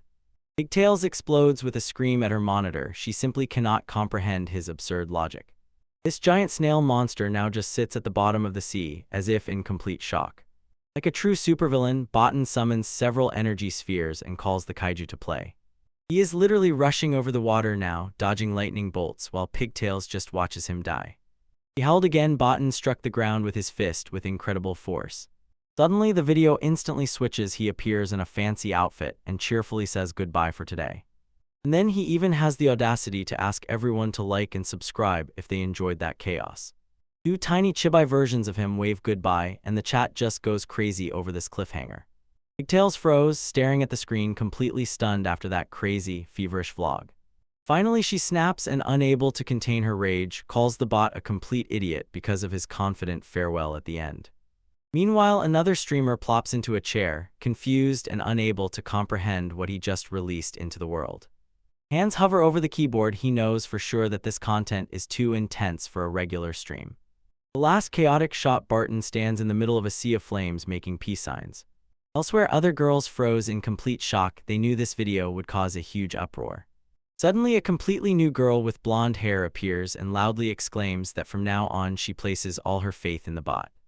At that very moment, a new, slightly frightening devotion lit up in her eyes. Button vlog officially broke the internet. Now clip channels and self-proclaimed adventurers have spread everywhere. Hanabi simply goes crazy, shouting his name when she realizes this has turned into a global political scandal. During a call, she angrily scolds him for sending those crazy shots into her stream, and he just stretches. He doesn't care. Meanwhile, another girl frankly tells him she was completely shocked by that video. A little warning wouldn't have hurt. He just leaned back and said that her sincere reaction that very moment when the soul seems to leave the body was exactly for this, so no spoilers. He says it simply and plainly: dungeons are now an everyday thing, but the work of an adventurer remains a deadly battle with monsters. His logic for choosing that particular kaiju is simple. He is from the water, so there will be no blood, and Hanabi is boiling from his reasoning. Button admits with a smile, he didn't just accidentally end up in this VTuber project, he truly enjoys all of it immensely. He laughed watching how the newbies panicked, reacting to a real dungeon, and Hanabi just coldly said, "You have a terrible character." But that is not the only reason, and it is exactly this that completely confuses Hanabi about his motives. His face tightens for a moment, seriousness covers him, and he puts that thought aside for later. The number of his subscribers exploded to over 21 million, and along with these numbers came huge problems. First problem, anti-fans and waves of hatred have officially activated and launched an attack. And the second, even more troubling problem, his entire audience has completely changed. After that crazy video, most of his new subscribers signed up. They craved even more adventures from him. He is primarily a VTuber, so he will continue playing games and hosting his usual streams. He felt it to the bone. These new viewers couldn't care less about his laid-back cooking streams or casual chats. Here's the real trouble: half of this huge new audience is from abroad, and that's a completely different story. You can't just brush off a huge international fan base, it doesn't work that way. Because when dealing with an international audience, everything can get tangled in an instant. The language barrier is a real disaster. During chat streams, his international audience gets completely lost. His team froze by the keyboard, holding their breath. Chaos was about to unfold. A wave of voices in different languages surged in his chat. Everyone demanded one thing: more talks about dungeons, but Button explains passionately, it's not that he ignores them, he simply can't respond in foreign languages. Usually the VTuber improvises on the fly with comments to keep the stream lively and engaging, but now the international viewers sound so loud that his native Japanese fan base simply drowns in their noise. And here he hits problem number 3: doing collaborations at his level is incredibly difficult. Because his subscribers are not just many for a VTuber, it's truly top level even for any creator in the entire country. He can no longer simply accept random collaboration requests from newcomers. This will turn into a real organizational nightmare. Instead, proposals are pouring in on him from all sides, and he finds himself in a wildly uncomfortable situation. This guy has practically become unreachable, a true god-level creator, too big to hang out with. With pomp, he announces his grand decision, launching a completely new subchannel to fix everything. His chat instantly explodes with panic, imagining something terrible or that he is deleting his main channel. He says the subchannel will be a place for all his usual VTuber content: games, cooking, and collabs. Meanwhile, the main channel has now officially become the home for all his crazy dungeon vlogs. Having finished with that, he finally moves on to the main point, announcing his new content strategy. He says it directly without embellishment. From now on, he is the lord at the very top of the VTuber food chain. His brand new subchannel already has 3 million subscribers, so this whole "I'm a newbie" act is now officially over. Under such attention, he himself cannot help but admit, it is now obvious he is truly an important person. He is tired of waiting. From now on, he will be the one writing to people and offering collabs. Several streamers have already given him the green light. They are ready to launch his new era, full of collabs with it. With a self-satisfied smile, Botin told everyone, "Follow my social media, announcements will be there soon." Somewhere else, illuminated by the blue glow of the screen, someone is holding their breath watching a stream announcement from his sub-channel on their phone. A new guy in a fancy vest read the news, loudly exclaimed that this is a declaration of war, and at that moment his rival appeared. The stage is set and the moment for a new conflict is simply perfect. Suddenly we switch to Botan's cooking stream. He is beaming with a smile and warmly welcomes everyone to his sub-channel. He boasts about his brand new kitchen. It turns out he bought it spontaneously after the previous studio shoot. He literally kidnapped his first guest from the office, grabbed Hanabi and threw her into a cage, all for the sake of an unexpected joint project. Another girl from the watch party stands stunned, completely bewildered, looking at her colleague in the prison cell. Botan just gave a thumbs up and coldly explained that he can't let her escape while he is cooking. What a psycho. Then he slowly reveals the main ingredient of his recipe, a giant, terrifying limb. Hanabi's face seemed to melt. Pure, uncontrollable horror gripped her when she saw the monster's parts. She feels so disgusted that she can't even watch and tries to physically cover the view with her hand. Later, she is forced to taste the final product while Botin calmly checks his equipment, not worrying for a moment. Next, to collab with a wildly energetic host who screams at her audience to burn it down. Other streamers are captivated by his voice, and he immediately asks if they want him to promote them. A flurry of black feathers flew across the screen. It's a sign that the pace is changing. Under the moonlight, the traditional building looms ominously, and someone whispers, "This can't be." Now he found himself in a collab with Mahjong together with a winged guy and a dude in military uniform. The winged guy asks what he is planning with all these collabs, and Botan just laughs and says that Asterisk still has a bad temper. Botan casually places a tile in Mahjong and, as if nothing happened, calmly says that he didn't win this combination. Usually.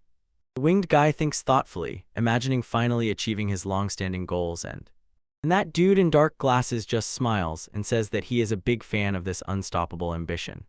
The three of them were just relaxing on the balcony. In the middle of the game, a deep conversation suddenly started, but their fourth player, that military man, suddenly turns off the screen. It goes dark. His teammates immediately started mocking him. He not only got kicked out, but also turned off his own microphone. Finally, he reconnects, shouting in panic that his turn timer is about to run out. And just at the right moment, the timer hits 0, and the game automatically moves his piece. Oh no. These two instantly declare themselves winners, taking advantage of his mistake while the poor guy just loses his head. Friend rushed and started yelling at him, "Why did you throw away that winning tile?" But that winged dude becomes truly creepy when he says that a real hunter must be gentle with his prey. Returning to the present, Boatin passionately emphasizes his new strategy: more collabs more often. The plan is ready. He stands at the start, preparing to launch the next stage of his career. He is already bustling, getting ready to meet streamer Sakai Jin for a future collab. The first step: grab your backpack and go gather ingredients for a real welcome party. Suddenly memories explode in his head, a dark cave, and a distant scream echoes within it. We see the younger Botan, who with warm sadness recalls that first adventurer he once looked up to. This memory is about a lone fighter who faced a huge, terrible monster resembling a dragon alone. And that traveler turned out to be none other than Sakai Jin himself, and that was in the year of his legendary debut.